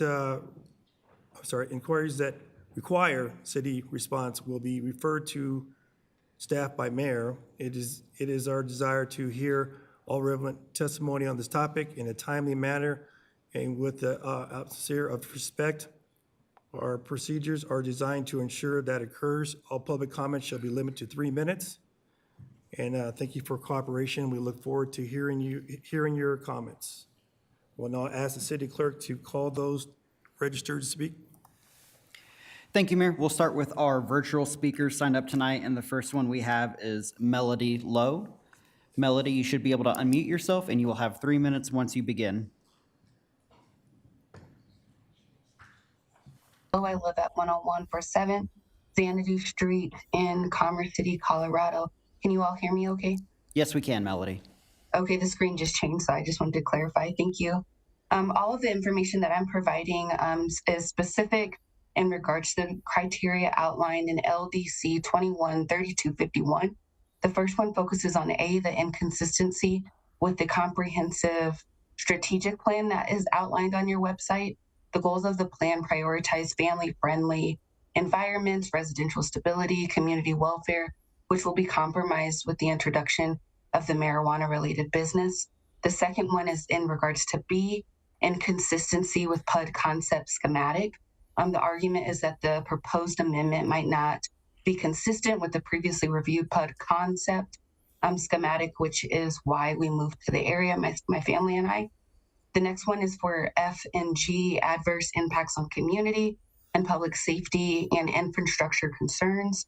The proposal might not sufficiently mitigate potential significant adverse impacts on properties in the general community. There will be an increase in crime and an impact to property values, as well as it being so close to residential areas, and an increase in additional law enforcement resources and negative impacts within the community, which align with Article 2 Marijuana Business Section 82206E, Burden of Proof Evidence 3. In addition to that, alternative development techniques, and attending the Commerce City Economic Development Strategy virtual public listening session with Council Member Christy Douglas on February 15th, 2024.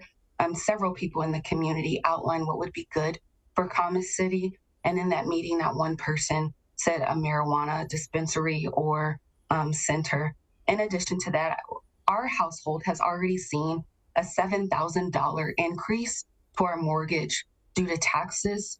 And I'm just really curious how this establishment will also impact the taxes in the area as well, especially when you have companies like Oakwood, Lennar, and TriPoint that do not pay property taxes on the front end, and they leave it on the back end for community members to pay.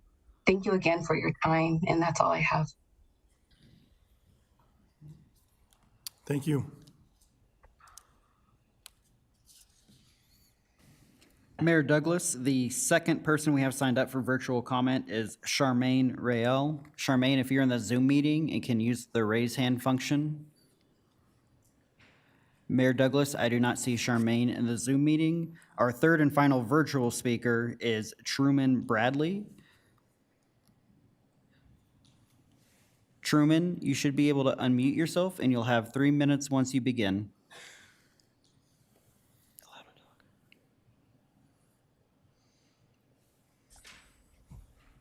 Good evening. Can you hear me?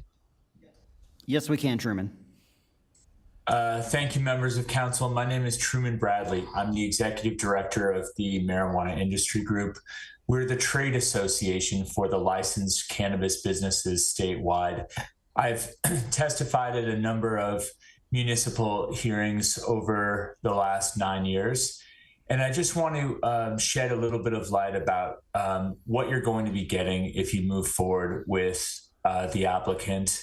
Contrary to popular belief, dispensaries are actually great for the surrounding retail area. The reason is because delivery is not widely accepted, nor is it legal in Commerce City. And so as a result, you have people actually coming to the commercial areas.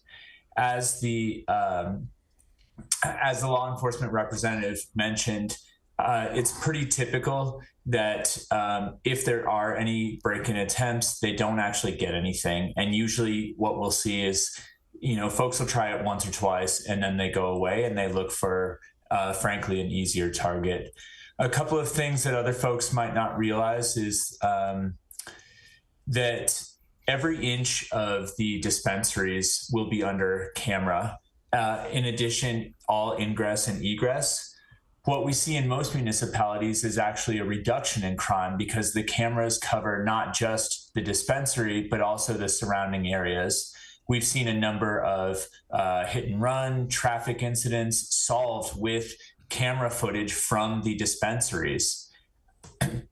A couple other things. There are a number of studies out there that show that crime does not increase with legalization.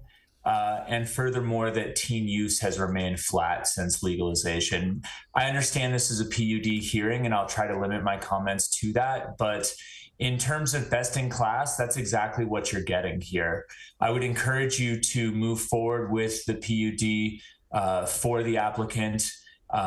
You're going to get a good business owner here. They will do everything right. And I really think this will be great for the community. Thank you very much. Thank you. Thank you, Mayor Douglas. Our first in-person speaker tonight is David Pauley.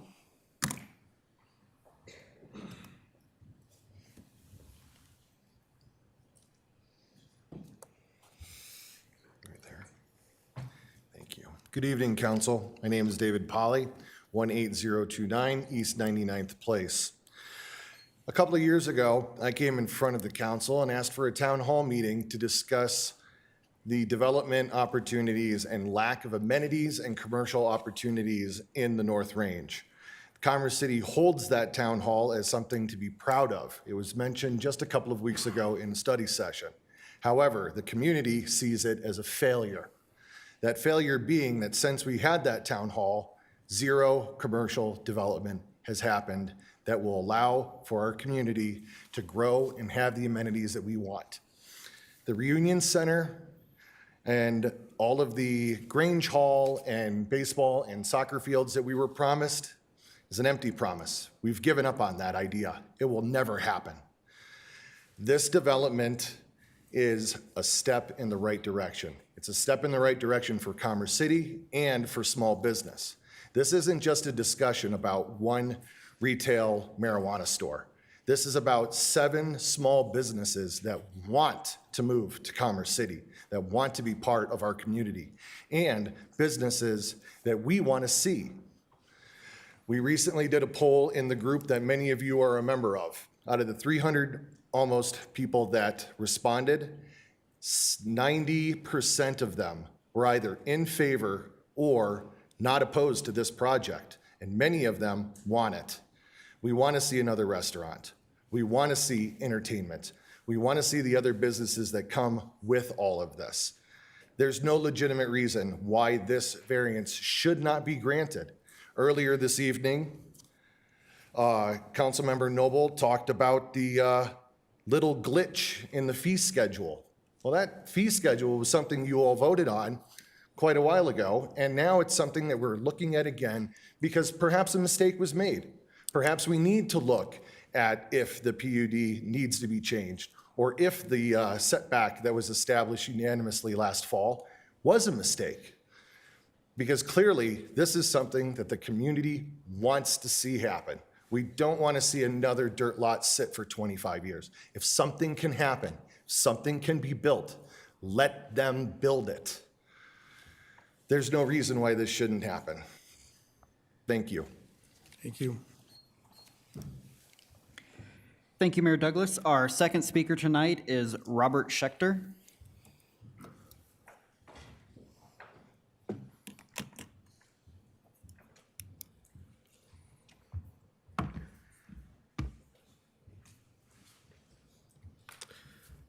Hi, council members. I'm Robert Schechter, 10640 Reunion Parkway. I'm a pro bono attorney and a member of the Planning Commission. Here I'm speaking as someone who lives close by to the subject property. If you have Planning Commission questions, that'd be great too, no problem. I had a quick comment about, we're talking about crime rates and cash-based businesses.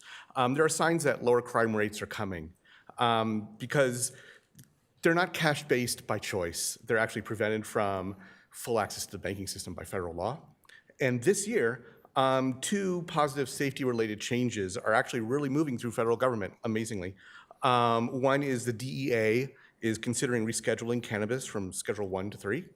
And the other is the Safer Banking Act, which is aimed specifically at cannabis dispensaries, giving them full access to the banking system. So it's kind of interesting. Anyhow, during my comments, I'm going to be referring to images I saw on Google Maps. I sent those in, so it's part of the record. I've also put these online on my unofficial Commerce City website, c3.city/cannabis. I realize that the issue today is Amendment 6. I'm in favor of it. But I believe that social cannabis has opened the door to talking about their merits because they're pretty frequently mentioned in the application. I'm here basically to ask, please don't give up any procedural levers and mechanisms you might have to ensure harmonious development, because I'm skeptical that social cannabis can follow through with the expectations they've set. And I've like talked to Josh, I've let them know I'm not trying to blindside anybody. I told him I'd really like him to rebut what I'm saying and actually what my letter really lays out. That basically, in their words, they discuss premium architecture, high quality, best in class. And when I think of that, I think of things like, little intro into design. I think of things like, an Apple store, consistent design, colors, materials, artistic inspiration, playfulness, art on the walls, these kinds of things. And if you look around at local dispensaries, Ajoya, Altitude, Native Roots, the Republic, you'll see this. I don't see this when I look at social cannabis. It looks extremely down market. Not to say that they're unsafe or dangerous or anything like that, but for example, the decoration is basically the equivalent of beer posters on the walls. When I was a waiter in a restaurant, managing a restaurant, our owner never let us put these marketing materials out. We wanted a classier appearance. So I see my time is about up. So in conclusion, thanks for listening, and please consider these levers we have to continue our community standards and trust but verify. Thank you. Thank you. Thank you, Mayor Douglas. And our last in-person speaker tonight is Benjamin Huseman.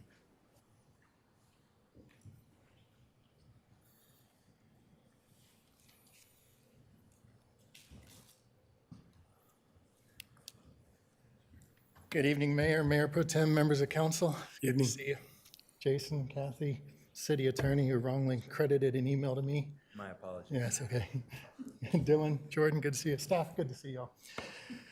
My name is Benjamin Huseman. I live at 10265 8th Street, Commerce City, Colorado 80022. Let's talk about a couple things here. Let's talk about first, you mentioned this corner could be a catalyst. And absolutely, it could be a catalyst. But if it was such a great catalyst, how come we haven't seen development there yet? I've lived in this community for 10 years. It took 10 years just to get a business to go into an abandoned building that has sat out there for how long? It's an auto parts store. It's not what anybody wanted, but it took 10 years just to get a business to fill that. How much longer are we going to allow this lot to sit empty and sit there and be an eyesore for the community? And no offense to the landowner, but that intersection is hot trash. Between what used to be a huge mountain of dirt that Oakwood had piled up for years out there, all the weeds that are sitting out there on all 4 corners, it's hot trash. So why not promote something that is going to build a business and have actual something there for the community to get to experience and get to take advantage of? We fought hard to get a hotel at 96th Avenue and Tower Road. It's gonna be great. It's going to bring business. It's going to bring in tourists. And with the tourists, we're going to get restaurants and we're going to get all that other stuff. What are we getting in return for that hotel? $12 Big Macs. because the landowner sold out to McDonald's and said, here, build another drive-through here instead of actually a restaurant that the community actually wants.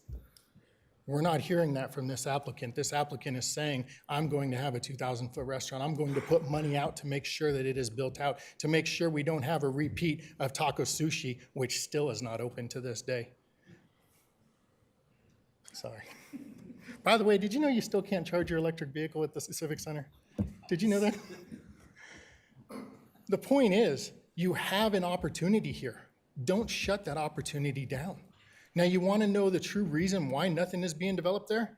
Because leeches like Charles Wolfsberger, Clifton Larson Allen, Sutter Vanderwall, White Bear Ankle Tanaka have driven the property taxes up so high in that community that you heard from a resident who is going to struggle to pay their mortgage. What do you think that does to the businesses? They can't afford it either. We had a beloved business that went out of business last year because they couldn't afford the property taxes that were being passed on to them from their landlord. It is going to take a juggernaut of a business like a dispensary to be able to come in and afford those property taxes at over 200 mills. It's going to take a business like that to be able to afford that, to be able to build, and to be able to actually sustain having businesses in that area. I've picked up garbage off that lot in the past. I've driven there. I've seen what it looks like. It is hot trash. Quit standing in the way of progress. You may not agree with cannabis. Let me tell you something. I don't really care about cannabis. I will tell you, I spent 20 years in the military, never once used cannabis. I've been retired for 10 years, never used cannabis. But in December, I had a surgery on my wrist, shortened an arm, my elbow. Oral surgery in January.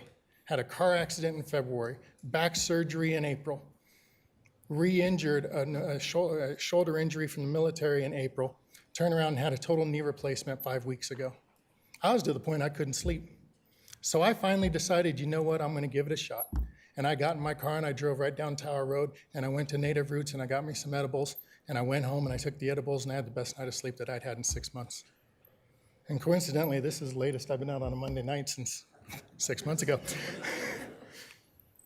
As I'm driving back into the city with my edibles, I'm thinking, how dumb is this? My city just missed out on the excise tax on this product. My city just missed out on the sales tax on this product because I had to go outside my city to do it. Now, y'all wanted to pass a moratorium on dispensaries in wards 1 and 2 because there was such an imbalance and there was nothing in wards 3 and 4. Here's your opportunity. Put the dispensary in ward 4. Quit standing in the way of progress. If it bothers you so much that it is cannabis, then take the excise tax and go do something like Aurora has done and build a rec center. Go do something that is going to benefit the community with the excise tax, but quit standing in the way of progress and quit thinking that this corner is going to be the magical corner that everybody is coming to. Because how long ago did we hear one side of it's going to get a come and go? Where's the come and go? Oh, that's right. They're still waiting on houses to be able to be built in order to be able to fund the infrastructure that's going to have to go for come and go. You've got somebody here willing to build. Take advantage of that, and let's get this project moving forward. And then let's see if the rest of the corners actually become the catalyst corners that we think it can be. It's been a pleasure seeing y'all. It's been a pleasure speaking. Peace. I'm out of here. Thank you. All right, does the applicant wish to make any rebuttal? City Clerk, please identify how much time is remaining for the applicant to make a rebuttal. 9:47, 9 minutes and 47 seconds, Mayor. Thank you. You bet. No, just let me know when we're ready.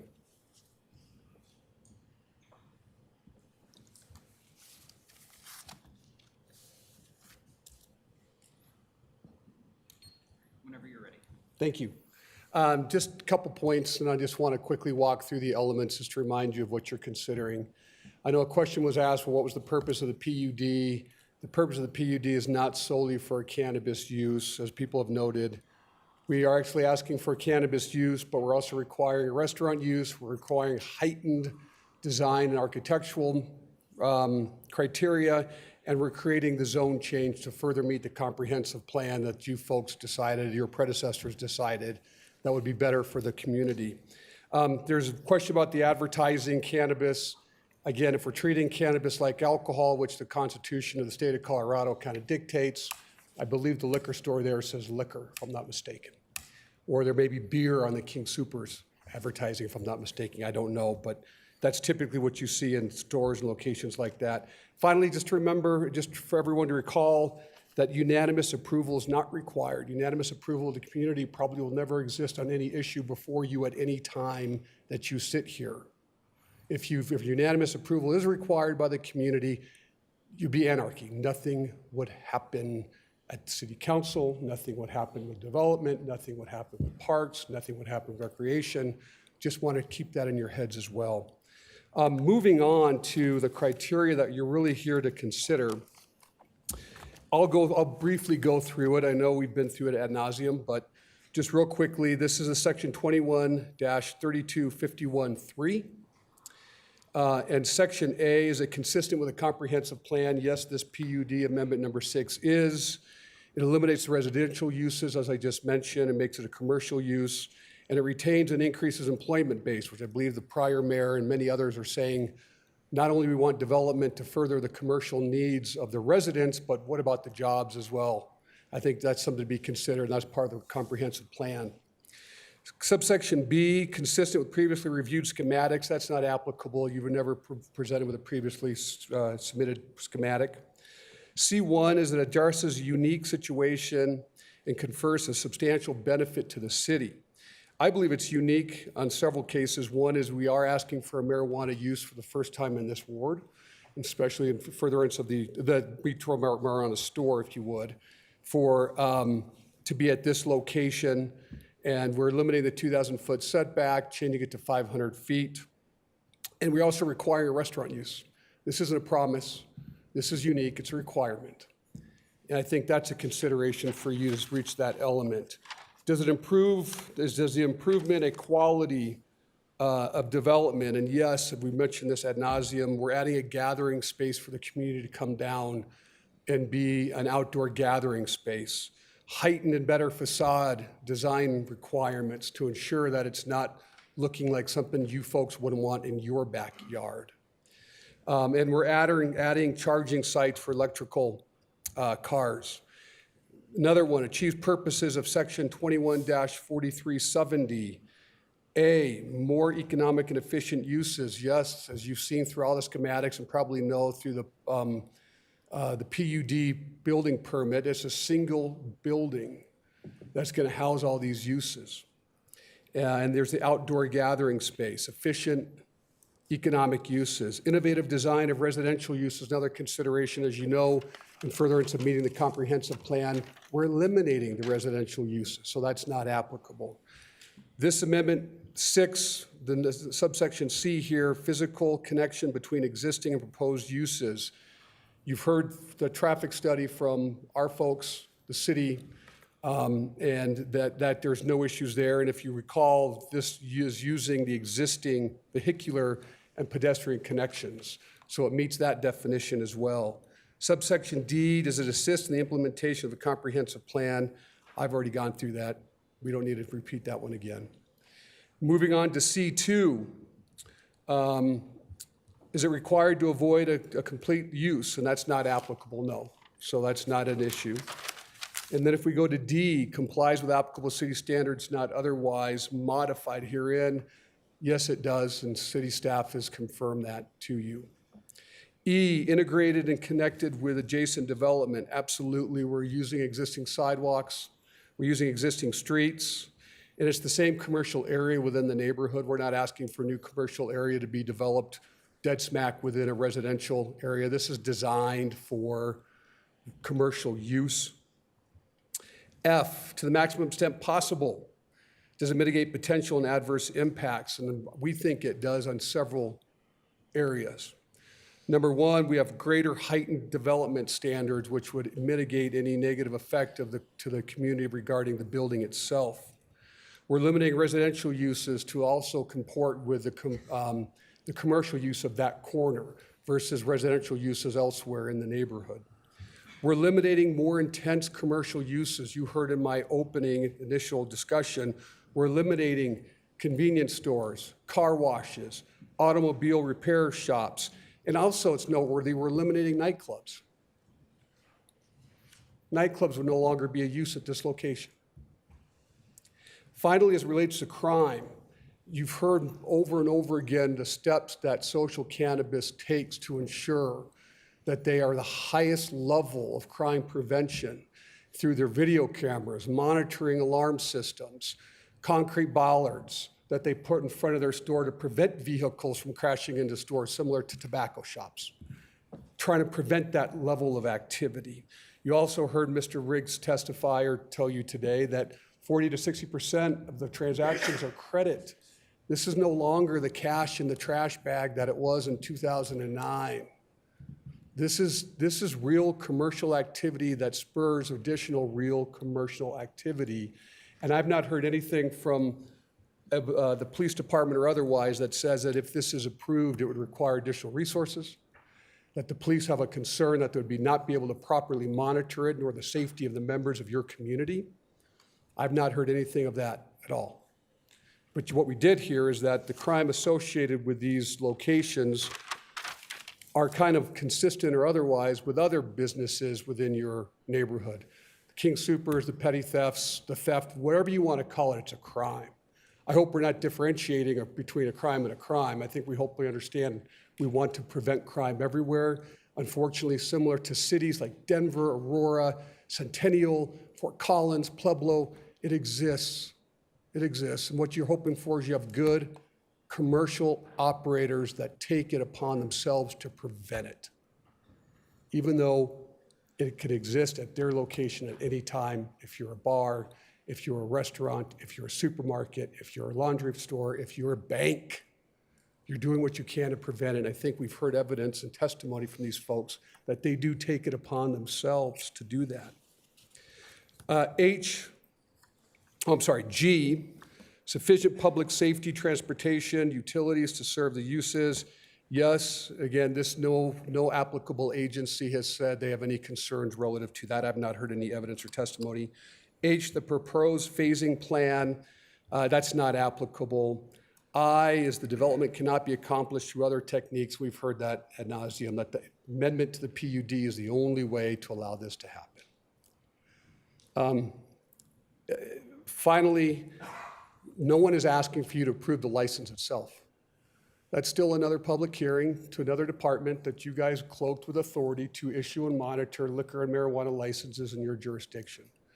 But I think as it relates to what Councilmember Dukes has asked earlier, has sufficient public notice and due process been provided?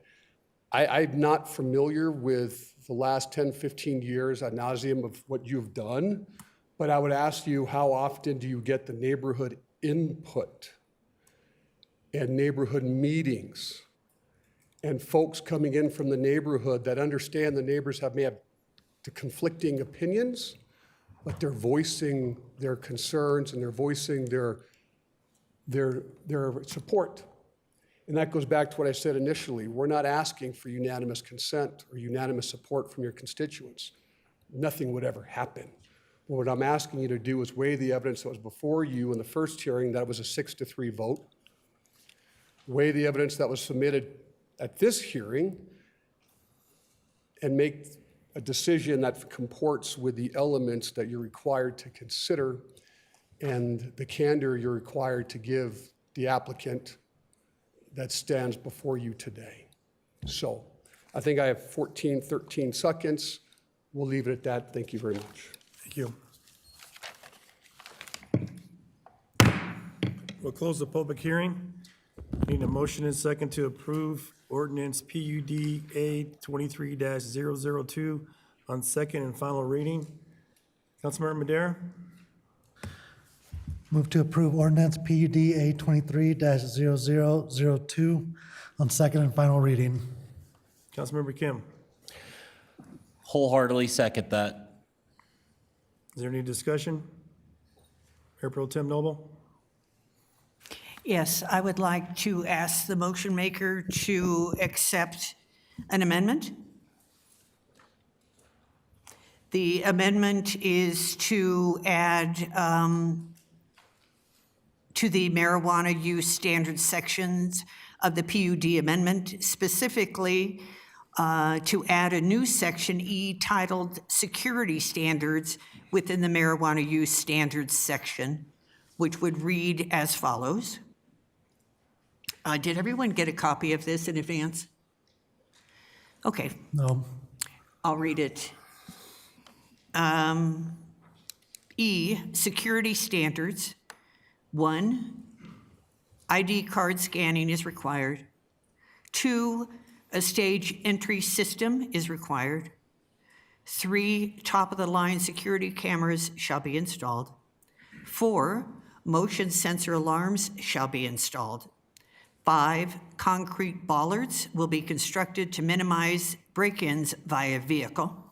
6, installation of a safe and/or vault which shall be incorporated into the building structure or securely attached thereto, located in a limited access area on the premises to store all processed cannabis and cash. Marijuana-infused products that must be kept refrigerated or frozen may be locked in a refrigerated container or freezer in a restricted access area or limited access area on the premises, so long as the appliance is affixed to the building structure. I had assistance on this motion, and this motion has also been shared with the applicant. Councilmember Madera? Is the applicant agreeable to the amendment? Yes, we are. I mean, obviously, we're a good corporate citizen, and that's what we've told you from day one, and we want to remain a good corporate citizen and uphold the standards that you want us to uphold. We have been in discussions, and we are amenable to that amendment to add those conditions under E. So thank you. I'll agree to the amendment. Thank you. And the seconder? Sorry, I will not support that.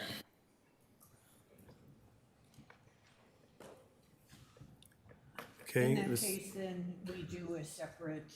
In that case, then we do a separate vote on the amendment. Is that correct? That is correct. You would make a motion to amend the original motion. Mayor Pro Tem Noble? I am making a motion to amend the motion to add a new section E titled Security Standards within the Marijuana Use Standards section, which would read as follows. E, security standards. 1, ID card scanning is required. 2, a staged entry system is required. 3, top-of-the-line security cameras shall be installed. 4, monitor sensor alarms shall be installed. 5, concrete bollards will be constructed to minimize break-ins via vehicle. 6, installation of a safe and/or vault, which shall be incorporated into the building structure or securely attached therein, located in a limited access area on the premises to store all processed cannabis and cash. Marijuana-infused products that must be kept refrigerated or frozen may be locked in a refrigerated container or freezer in a restricted access area or limited access area on the premises, so long as the appliance is affixed to the building structure. Okay, that's a motion. Mayor Pro Tem, Councilmember Chacon? I'll second that motion because the applicant agreed to it as well. City Attorney? So since it was the motion made by Councilmember. Correct. So the motion that's on the floor and was seconded is the motion to amend. So council can deliberate and then vote on the proposed amendment to the main motion. That was just made, right? Correct. Okay. All right, for the motion and the second. Is there any discussion? Councilmember Ford? Thanks, Mayor. I will be supporting the motion and the second because anybody that's in the industry that develops retail-type stores, it's in their best interest to provide those type of resources for their own protection. And I believe that they would have done that anyway. And with the attorney getting up and saying that he does not oppose that, I feel very comfortable in voting to approve the amendment. Councilmember Dukes? I just want to second that because of the attorney said that this is something that's amendable. But I also want to note that as we think about our business-friendly small business community, I want to caution us as council to not get into the details and the weeds of small business owners and dictate how they do business. That is not our role, I don't believe. I think our role is to provide policy and provide fiscal oversight and then work with our planning department and such if we're going to think about how to create policies, whole broad policies, not just for specific applicants. And so, but I will be supporting this because this is something that's a part of the conversation and you're amenable to it, but I will support it with hesitations on the slippery slope that we are creating around get into the weeds for our small businesses. Councilmember Kim? Yeah, I'd like to echo what Councilmember Dukes has said. I don't know how much more in the weeds we want to get into a small business that's trying to create a development. I mean, do we want to also tell them what type of grass to put in and also how many parking lot areas we want to put in there as well? Thinking about this as well, that, obviously, the developers, and the landowner, I mean, they know exactly what they're experienced in this field. They know what exactly needs to be done. They know the security measures that have to be put in place. You've heard it from the applicant themselves. They are truly they want to be a good community partner. They want to be there to basically, be able to, they've reached out to residents. I know recently, I know there was an event that occurred as well that was amenable to the applicant too, that I did not attend, that was wanting to basically try to help with residents to understand as far as what their business is about and their framework and all.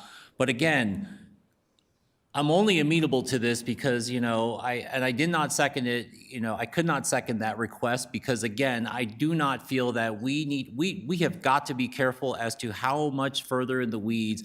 Let's make sure, that we get into advising them, what color paint they should use. I mean, what type of door they should use. I mean, that's what this almost sounds like to me.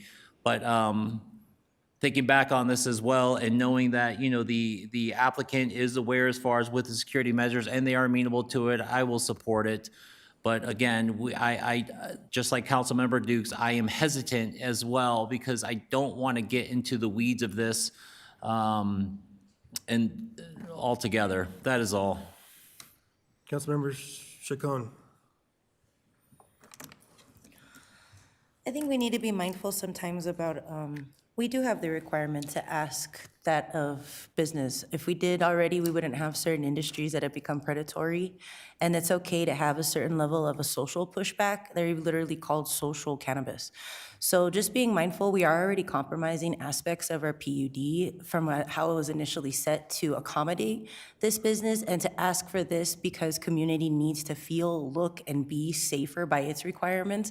No, we're not going to have everybody's agreement on especially this one, but I do feel that community, especially going forward, and if they are going to be good actors as another corporate system, that they're going to constantly be reaching out to the community, be a part of the community, have murals in the community. There's a STED school near there, not incentivizing youth to be a part of this type of sales too, but understanding that there needs to be a soft and strong barrier too, but a compromising one and a compassionate one between our community and corporations in the spaces.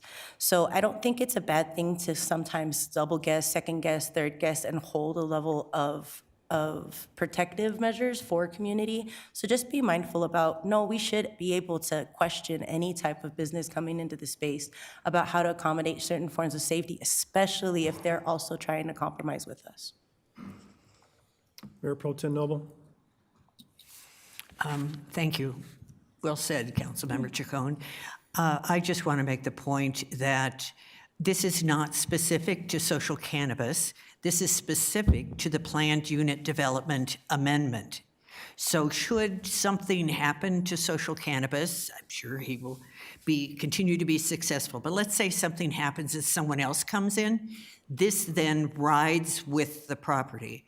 All of these details that are in very fine print here that have already been determined ride with the property. They don't ride with the company, they ride with the property, and that's why I think it's important. So I really do appreciate that your willingness to accept this amendment to the amendment or something. Thank you. Thank you. I just want to say that, when we have these types of hearings, this may happen again with some other situation where there's going to be certain requirements by this council. So understand it's how things are framed, that it's going to happen again in the future. So please understand, this is only asking for a safeguard, and that's it. So thank you very much. All right. We got first and the second, we had discussion, and we're doing two separate. So right now you're voting on the amendment. Right, okay. Will the clerk read the, we gotta read the title. Go ahead and take a roll call vote, please.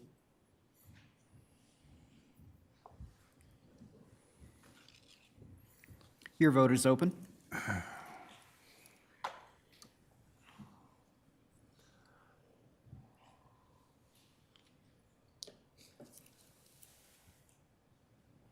Okay, that passes unanimously, 9-0. All right, on to the initial motion and a second to approve the ordinance PUD A 23-002 on second and final reading. Councilmember Madera? Yeah, I just wanted to add a little bit of discussion because, first of all, I want to apologize to the applicant. Developing in Commerce City should not be this difficult. And, the way that I see this is it's almost like we're redlining, right? Because at the end of the day, this case is about the criteria and whether the applicant meets that criteria. And we say that applicants that come in the south part of the city where it's majority minority, those dispensaries meet the criteria. But then we have an applicant coming here before us, going above and beyond, and because they're in the nice part of town, we say that they don't meet the criteria, that we need to have expanded scrutiny and discussion and another public hearing, and that isn't right. We should treat everyone the same, use the same criteria for everyone, and just the fact that, you had to go through this extra layer of scrutiny is not okay. Okay, Councilmember Kim, I need a motion and a second to approve ordinance PUD A 23-002 on second and final reading. I'd like to make that motion to move, to approve on second and final reading ordinance PUD A 23-0002. Thank you. With, Councilmember Ford? just to clarify, with the amended language. Like to make the motion to approve with the amendment on second and final reading ordinance PUD A 23-0002. Thank you, sir. Is there any I need a second. Councilmember Ford? So there was a main motion that was already on the floor prior to the proposed amendment to the motion. That main motion was initially made by Councilmember Madera and seconded by Councilmember Kim. But it didn't have the amendment. Correct. So, but you already approved the amendment to that. So effectively, you're in the deliberation stage of the main motion with the approved Okay. amendment. All right. Thank you. Okay, any discussion? Yeah. Councilmember Ford? I have to refer to my colleague, Councilmember Madera, to reopen a public hearing of that level. Needs to be additional evidence. We're really running a tight line to do this, and to have the gap of time in between opening and having a hearing after 4 hours, closing it, reopening it,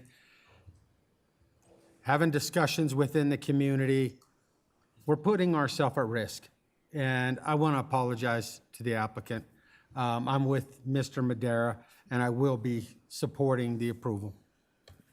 Councilmember Dukes. Thank you, Mayor. I just want to echo the comments around going through this process again. I would rather spend time, talking about how do we reduce crime as a city. There's some cases that were brought up today and some experiences around speeding, ATVs. When we talk about the extra off-duty cops or police at the Walmart, these are things that we all should be spending time on how to reduce it as a whole community, not just for a specific industry. And I would be supporting this to move forward. And again, it's disappointing that this is the image and the perception to have for small businesses, as our goal is to have small businesses in our community, have gathering spaces for our residents. And so I appreciate the time and the due process and the due diligence to increase the awareness across our community so people, we hear the community. And I would be in support, like I said a minute ago, but I can't talk earlier about the importance of community feedback and then not stress the community feedback in this as well. So I want to be consistent on community feedback is community feedback, so I appreciate it. Councilmember Douglas. Yes, thank you. This is not your typical small business. This is bringing something in that's not really innovative, but it is controversial. And so doing such, you should anticipate the probability of getting scrutinized and maybe looked at a second time. The reason that we had the 2,000-foot setback in place is because the people who live in the South came forward and voiced their complaints and their concerns about being oversaturated with cannabis businesses in their neighborhoods. They feel that Commerce City has a certain reputation, that it's not always looked at as the greatest. And they felt that they were overburdened by having too many cannabis shops in their backyards. Thus, we put in place a 2,000-foot setback for this kind of business. Now, to me, the interpretation of the conditions have not been met. I thought there was one person who testified, I didn't catch her last name, Melody, who laid out a really great case for denial. And this, you have to understand and recognize that this is going to set the precedence for what happens on now the undeveloped end of our city in the north. So are we going to repeat the same thing that people are complaining about in their neighborhoods in the south? I believe that we probably are. I voted yes on the amendment. I'm sticking to my guns on listening to the other citizens who did not want the 2,000-foot setback amended. And I will be a no once again on this, but just to have it delayed a little bit longer, that should have been anticipated. Thank you. Councilmember Kim. I just want to echo some of the comments that were made with, from other council members to the developer, to the landowner, to those that were all involved. My apologies and altogether that you guys had to go through this again. Obviously, that's coming from my own opinion only. It's not coming from other council members altogether. Really appreciate you guys taking the time, the effort, everything that you guys have done with regards to the support that you guys had pushed out to the community to go ahead and provide them the responses and answers, whether they were for you or against you, regardless. But I will say I am in favor of this altogether, because obviously, as the former mayor had said, where's taco sushi? But anyways, we have a blank lot that's been sitting vacant for years. I mean, we have sure, call it a catalyst corner, whatever you want to call it, that we have that corner there that I think that that would be beneficial altogether. So that is all. Thank you. All right.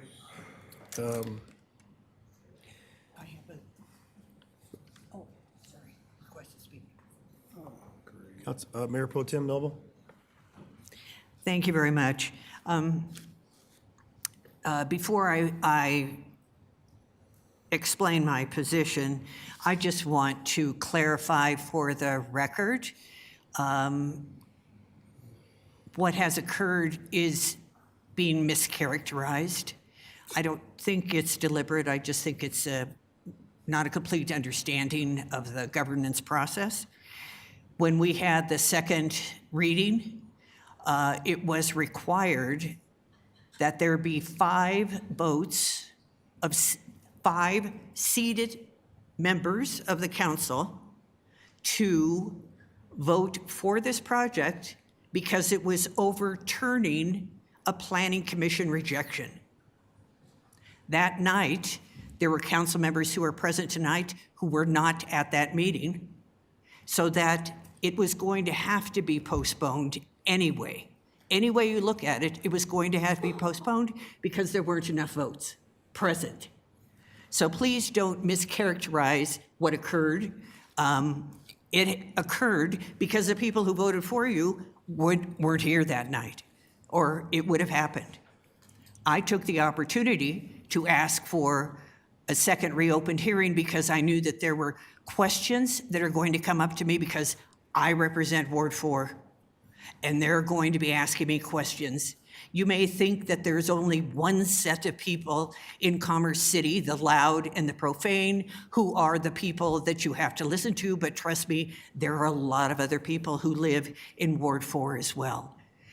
They may or may not be happy, and it's important for me to be able to say that I asked all the questions I possibly could to find out whether this was going to, what the impact was going to be on our community, and ask the questions within the framework of doing a hearing where you're not allowed, as you saw, something I said was thrown out for couldn't be considered because it was outside evidence, if you will.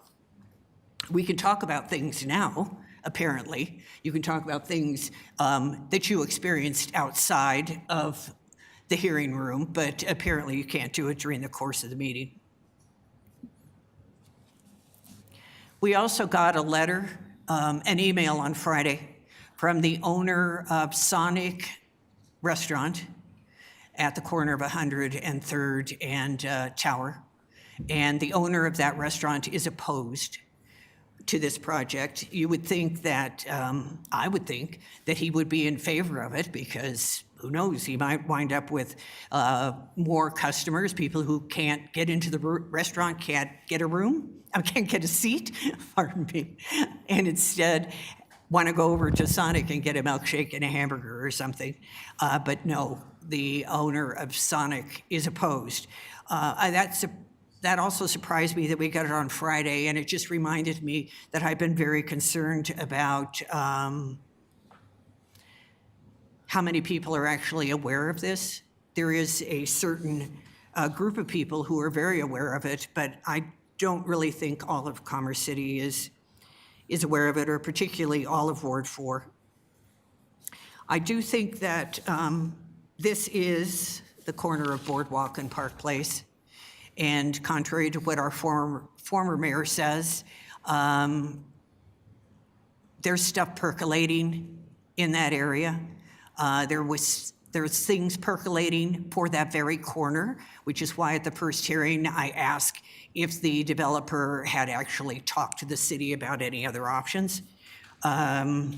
It won't be happening if this goes through, of course, but there were some other things going on. You know, I need to also point out that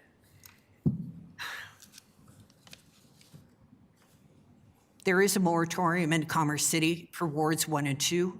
I think that that was probably a mistake to do it by wards. It should have been done by street so that anything south of 72nd didn't apply. Because as it turns out, there are 3 council members on this panel who all live in moratorium areas. They aren't dealing with this issue. I think it was really important that we came up with a 2,000-foot setback last September, and to realize that planned unit development has its own set of zoning. That's why all of these documents are always so terribly complicated, is because they actually bring in the other aspects of zoning that are applicable in areas like South Commerce City. But that's why we don't get the hearings for dispensaries in South Commerce City. Council members who live in that area might have seen an email come through that said that there are 2 more dispensaries coming into South Commerce City. You could always pull those 2 applications and ask for a hearing for them. The reason that they're coming through is because they were applied for prior to the 2,000-foot setback vote. So the date of when applications occur are relevant.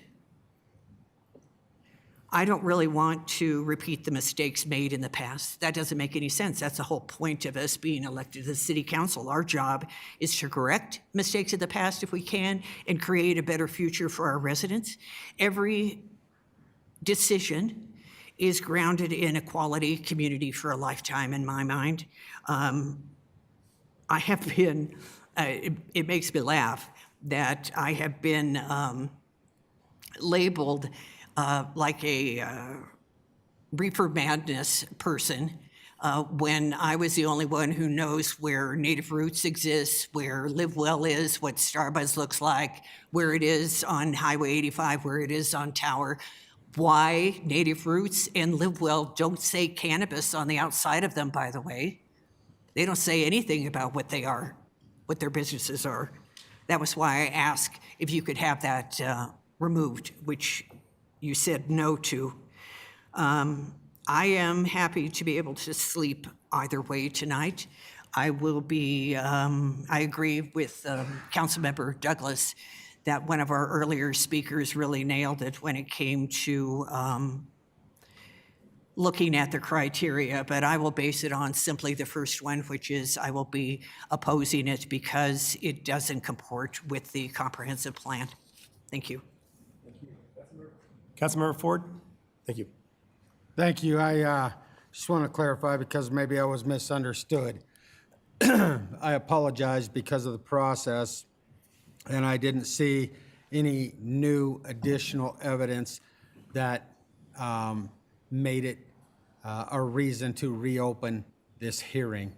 We could have continued to a different date, the second reading, but that didn't happen. And there's a quasi-judicial scenario that we serve in to make sure that we're taking testimony side of a case. If the guy that is the owner of the Sonic opposes it, that's okay. It's okay to oppose, it's okay to support, but we also gave notice. There also was an opportunity to come in and testify. That was the time for those type of complaints and testimony to be given was during the hearing, not in between 2 different hearings. So We did have standards at one time when we adopted the marijuana code, because I was the mayor at the time, and we had setbacks between dispensaries in all of Commerce City, and that was a 2,500-foot separation. Unfortunately, there came a time where Livewell wanted to build next to a Starbucks. I didn't work in the industry at that time. I didn't even think about working in the industry at that time. But I grew up in the southern portion of Commerce City. It was the wrong thing to do. That's why the southern portion is oversaturated. There are still council members that serve on this council today, at least one, that supported doing away with that separation between dispensaries. I was opposed to that. I voted against it. But the council at the time made that decision, and I uphold what the council members did and why they did it, even if I have a difference of opinion. But that's what oversaturated the situation. We should have kept the separation between dispensaries in place, because lifting that was not good for the dispensaries and it was not good for the residents. It oversaturated the area. This is what I constantly hear, the disproportionately impacted part of our community. But I don't see Venezuelan guys washing your car windows at 104th and Tower or 104th and Chambers. It's like there's two different communities and they're treated two different ways. We're not mowing the weeds the same. We're not taking care of the roads the same.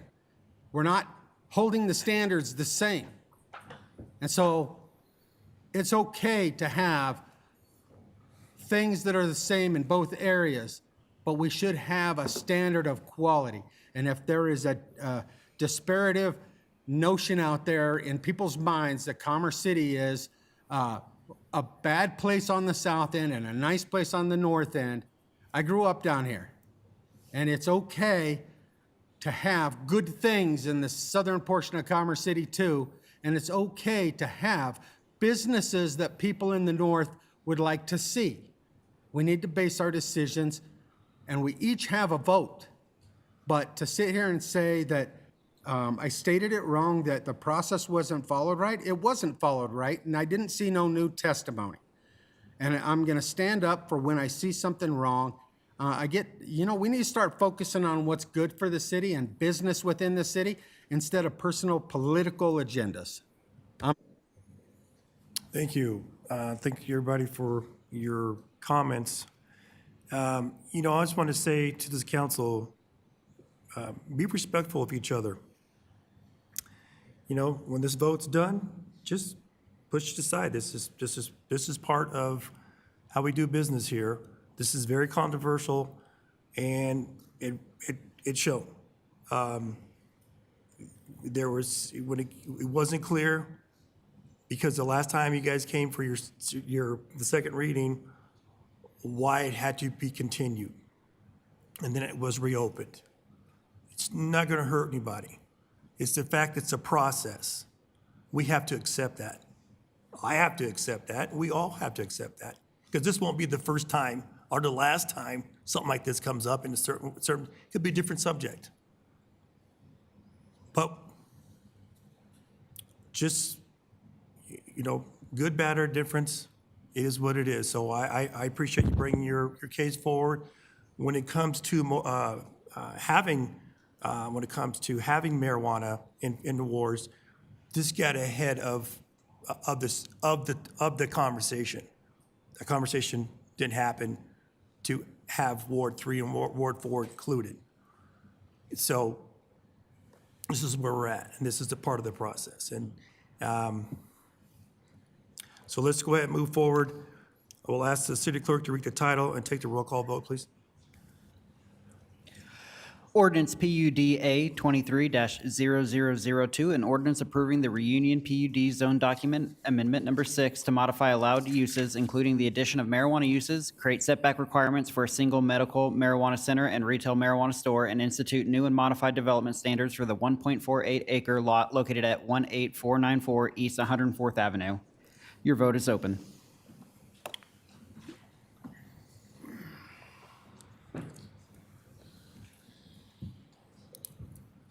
Okay, that resolution passes 6-3. Thank you.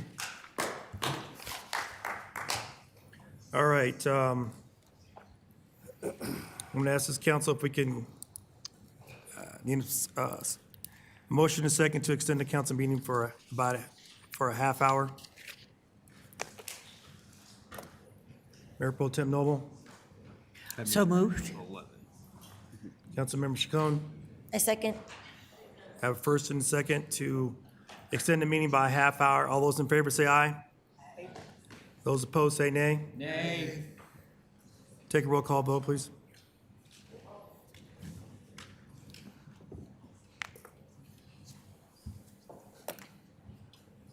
Your vote is open.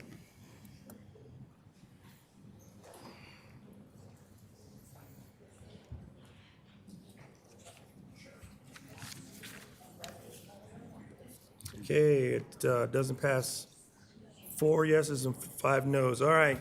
Ordinance on first reading. Ordinance 2591, discharge of outstanding certificates of participation, Series 2017B. Do any council members have questions for staff? Seeing none, I need a motion and a second to introduce ordinance 2591 by council as seated and approve on first reading. Councilmember Madera. So moved. Councilmember Kim. Second. Okay, is there any discussion? Councilmember Dukes? Okay, will the clerk please read the title and take a roll call vote? You're on. You're on. Ordinance 2591, an ordinance to utilize available funds to redeem, pay, and discharge all of the outstanding certificates of participation, Series 2017B. Your vote is open.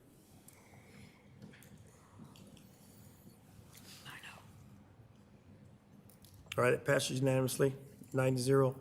Okay, ordinance 2594, police record management system. Do any council members have questions for staff?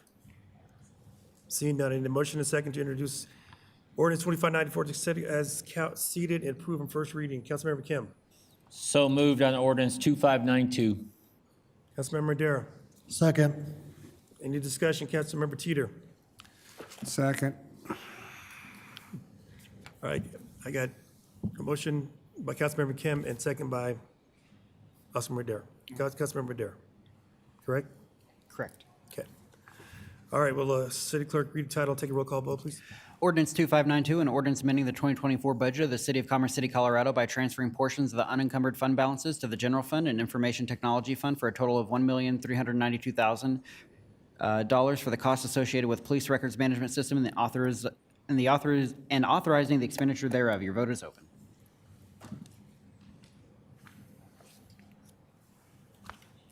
Mayor Douglas? Thank you. All right, passes 9-0. Next one, ordinance 2594, recognizing opioid settlement agreement. Do any council members have questions for staff? Seeing none, a motion and a second to introduce 2594 to council as seated and approved by first reading. Councilmember Kim. So moved on ordinance 2594. Councilmember Adair. Second. All right, will city clerk read the title and take a roll call vote, please? Ordinance 2594, an ordinance amending the 2024 budget of the City of Commerce City, Colorado by recognizing a portion of the city's opioid settlement funds received to date in the amount of $19,688 and authorizing the expenditure thereof. Your vote is open.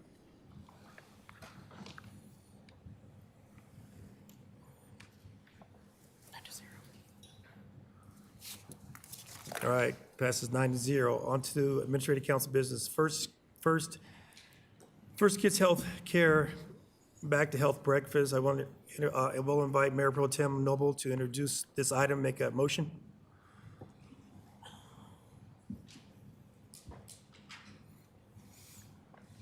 Yes, thank you very much. Mike. Thank you very much. I would like to make a motion to sponsor the Kids First Healthcare's Back to Health Breakfast at the $2,000 level. Kids First does fantastic work in Commerce City when it comes to caring for our youth and doing so for free, whether it's medical, whether it's physical or mental. They're also at schools. So thank you very much for your consideration. Thank you. Motion's been made. Is there a second? Councilmember Dukes. Second. Any discussion? All right, all those in favor say aye. Aye. Those opposed say nay.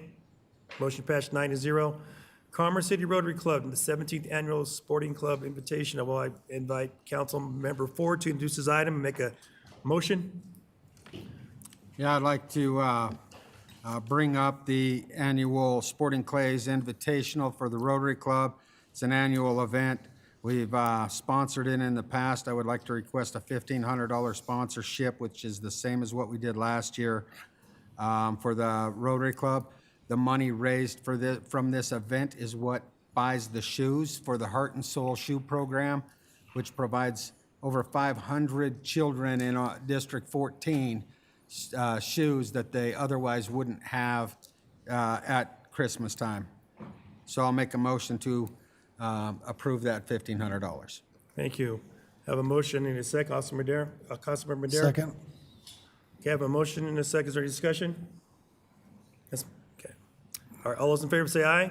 Aye. Those opposed say nay. Motion passes 9-0. All right, reports. City Manager Rogers, please. Yes, sir. Three things. Our Metro District Audit Consultant has experienced some delays. I do not have the particular details at this time, so as not to rush and have an incomplete analysis, the item will not be scheduled for the June 17th meeting. Theoretically, it could be ready for July 1st. Just as a reminder, I will be out of the office, but confident staff will be able to bring that matter forward. If council so desires, staff could provide a thorough update and any preliminary information we have at the 6/17 meeting. Additionally, staff was made aware that we received a $1 million Adams County Open Space grant to help with the repairs of Paradise Island. And then, as I noted last week, CCPD, in conjunction with CSP, held a port of entry operation last Thursday for oversized vehicles. CSP is compiling the data to determine the number of violations. Preliminary, I've heard through the grapevine that the operation led to one of the truckee businesses being shut down for not having a CDL license for that company. Thank you. City Attorney Zerke. Nothing to report, thank you. Okay. Any other council members have a report to make? If you can, make it really quick, please. Councilmember Chacon? I just wanted to acknowledge that today Mexico elected its first woman's president, which is Claudia Steinbaum. She's also a climate scientist. And when we talk about EJ, that is a huge win overall internationally. As a city, she has declared Denver one of her stops. I would think we should try to incentivize, especially coming to Commerce City, doing partnerships. We have a huge Latino and Mexicano community here, and it's an incredibly great win for many different forms of justice. So I wanted to really highlight that and see how city partnerships or community partnerships can go forward with such great news. Okay, thank you. Before I go on, I want to ask council if we can kick the executive session to 6:17. Councilmember Teeter? You need a motion for that, or? Yes. I'll make that motion. Okay, need a second. Councilmember Mayor Pro Tem Melville? I'll second that. Okay, first and a second. All those in favor say aye. Aye. Those opposed say nay. Okay. Sorry, I kicked you guys off the list. Who, Councilmember Dukes? Yeah, just short, I want to just congratulate the U.S. Women's National Team versus their friendly versus Korea, the Korea Republic. I thought this was a great spotlight for the world, for Commerce City, to see the Exporting Good Park, a sellout crowd, and looking forward to more partnerships in that area with KSE. Thank you. Councilmember Douglas?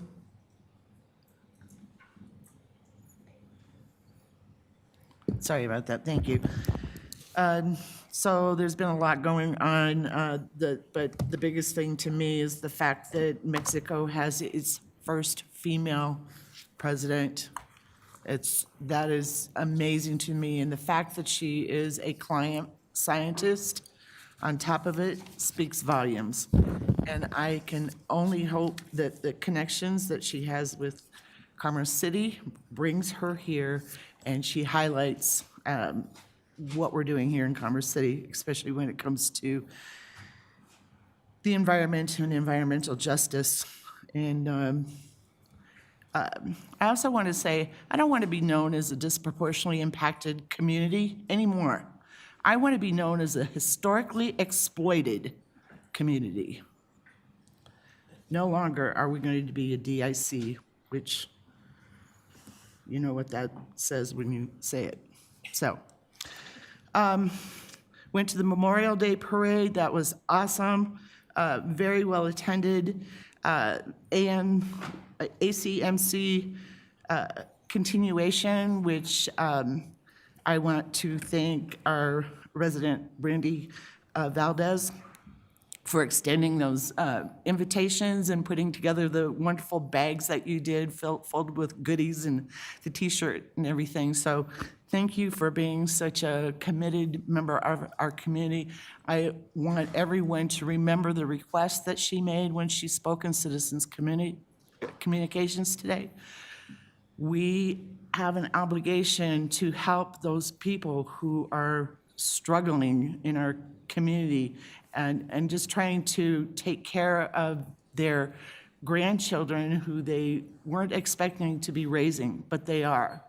And they took on that burden willingly, and now it's our turn to give back. So please stay in touch with Brandy and let's help those people get back on their feet. Went to the 27J Foundation luncheon, attended the Cultural Council meeting, and then I left there early to go to the Parks and Recs Committee meeting, and I was greeted enthusiastically. There are citizens who would really like to have listening sessions set up so that we can get some things cleared up about like who's responsible for what on their properties as far as sidewalks that are falling apart, trees that need to be trimmed, all of that. So basic, simple things. I think that we really need to start listening to our citizens about their basic needs, and we need to find out solutions and address those problems head on and really make this a quality community for a lifetime as promised. Thank you. Thank you. Councilmember Kim. Yeah, just three quick things. Number one is Memorial Day Parade success. Thank you so much to the entire staff for actually being a part of that and actually putting it all together. So just want to give a huge shout out to that. Secondly, attended the Monaco Elementary or Middle School continuation. Just want to give a special shout out to Manny Guardiola and also Leona Demos, who is going to be continuing on to high school. Lastly, I did attend the landfill day, had a lot to drop off of my truck. The streets team, quick shout out to the streets team, Mr. Christopher and Colin, who was there all day, and it was hot. So appreciate you guys all together. As regards to what Ms. Valdez said earlier with regards to the individual who did lose their home, I did try to reach out to that individual, left her a voicemail. My plan is to go in and reach out again tomorrow via text message to see, unless she does contact me tomorrow, to determine what is it that we can help with. I'm planning to utilize my platform for any form of monetary or potential donations or actually physical item donations as well. But that's all I've got. Thank you. Thank you. Councilmember Ford. Yeah, first to Brandy, thank you for bringing that to our attention. Give me a list of things they might need. I have some extra furniture and some extra stuff at my house. Would be glad to donate to help out that family. When it comes to the parade, I think it's my 53rd year. I'm very supportive of what that day means. It's the reason we have our rights that we continue to have. There's been a lot of discussions about our First Amendment rights lately. From that perspective, I wouldn't put the council in a position for me to be on the float with a pro Second Amendment shirt and carrying my AK-47, which I have the right to do. I think it would be distasteful for the day. I would like to have our city attorney look at drafting a motion for creating a council policy not to be able to protest from the city float during the time that you are representing the people. I think that's distasteful. I want to thank the Public Works Department for getting to the point of picking up the boats at 49th and Ivy, which, I hate to see things in the South. As you heard my rant a little bit ago, we need to have the same type of enforcement in all areas of our city, and that's what I'm looking for. I've mentioned the medians on Quebec multiple times. They're still dirt We need to mow Quebec. I mean, I just want the same level of effort for all parts of our city. Everyone in our community deserves it. I grew up in this part of town. I don't see it as disproportionately positioned. I don't see it as historically negatively impacted. We have too many people that are pushing personal political issues. Oil and gas is not within our jurisdiction. There's a lot of things that we're talking about and taking up time. The reason I voted not to extend the meeting is because we take up too much time talking about what's good for us. We need to be talking about what's good for our residents. We need to focus on how do we get economic development. We need to reduce the fees back down to the way they were. We need to start encouraging economic development. And I think we're going in the wrong direction. We haven't seen anything get done in this city for a long time. And it's time to get back to doing business. That's my report. Councilmember Teeter. Yes, I was able to tour the Denver micro community here a couple of weeks ago, and that is basically a parking lot that it was turned into a bunch of pallet homes for the homeless. For those of you that are wishing to move the homeless up north, it does look like a very clean facility. It's basically, they have one bed in there, a dresser, and they have a community bathroom. They have a community washroom, dryer room, and they eat twice a day. And it's fenced off, very clean. It was only about a third full when we was there doing the tour, but it looks like it's doable. For those of you that would like to find a home for the homeless.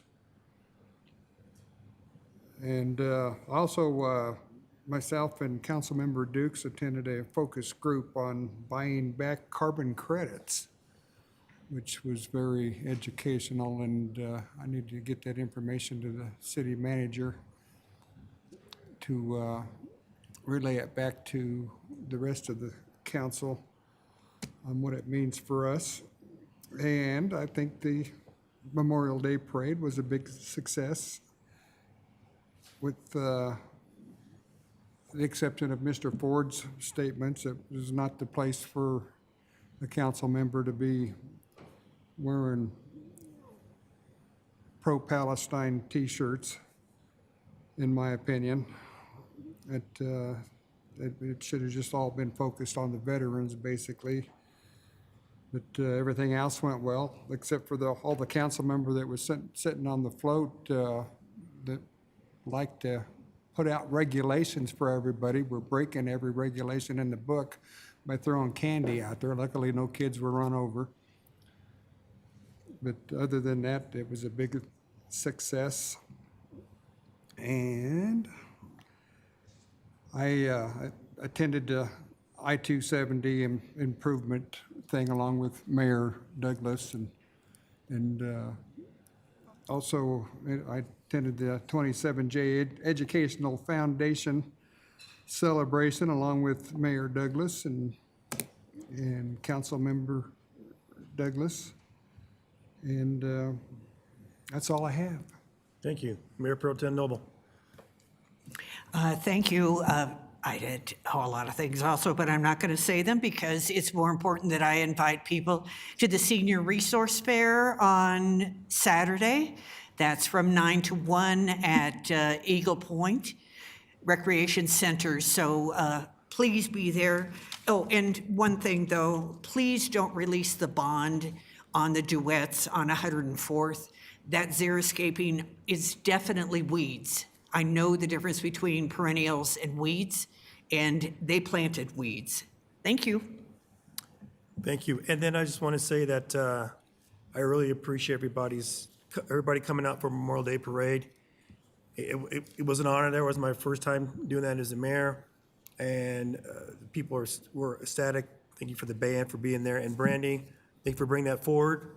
We have bed mattresses if the people need mattresses, and we do have bedroom furniture as well. Just real quick, I won't be here. Next week, I'll be online for the meeting, and Mayor Pro Tem will take over as of this Thursday. Councilmember Chacon, you said you want to add something? Yes, just in response to the Memorial Day Parade, I want to remind council, my family served in the Navy for 10 years, and just because we are elected officials, we do not give up our free speech, especially for nonviolent direct action, which is a form of civic engagement Indigenous communities have only been able to use in many different forms.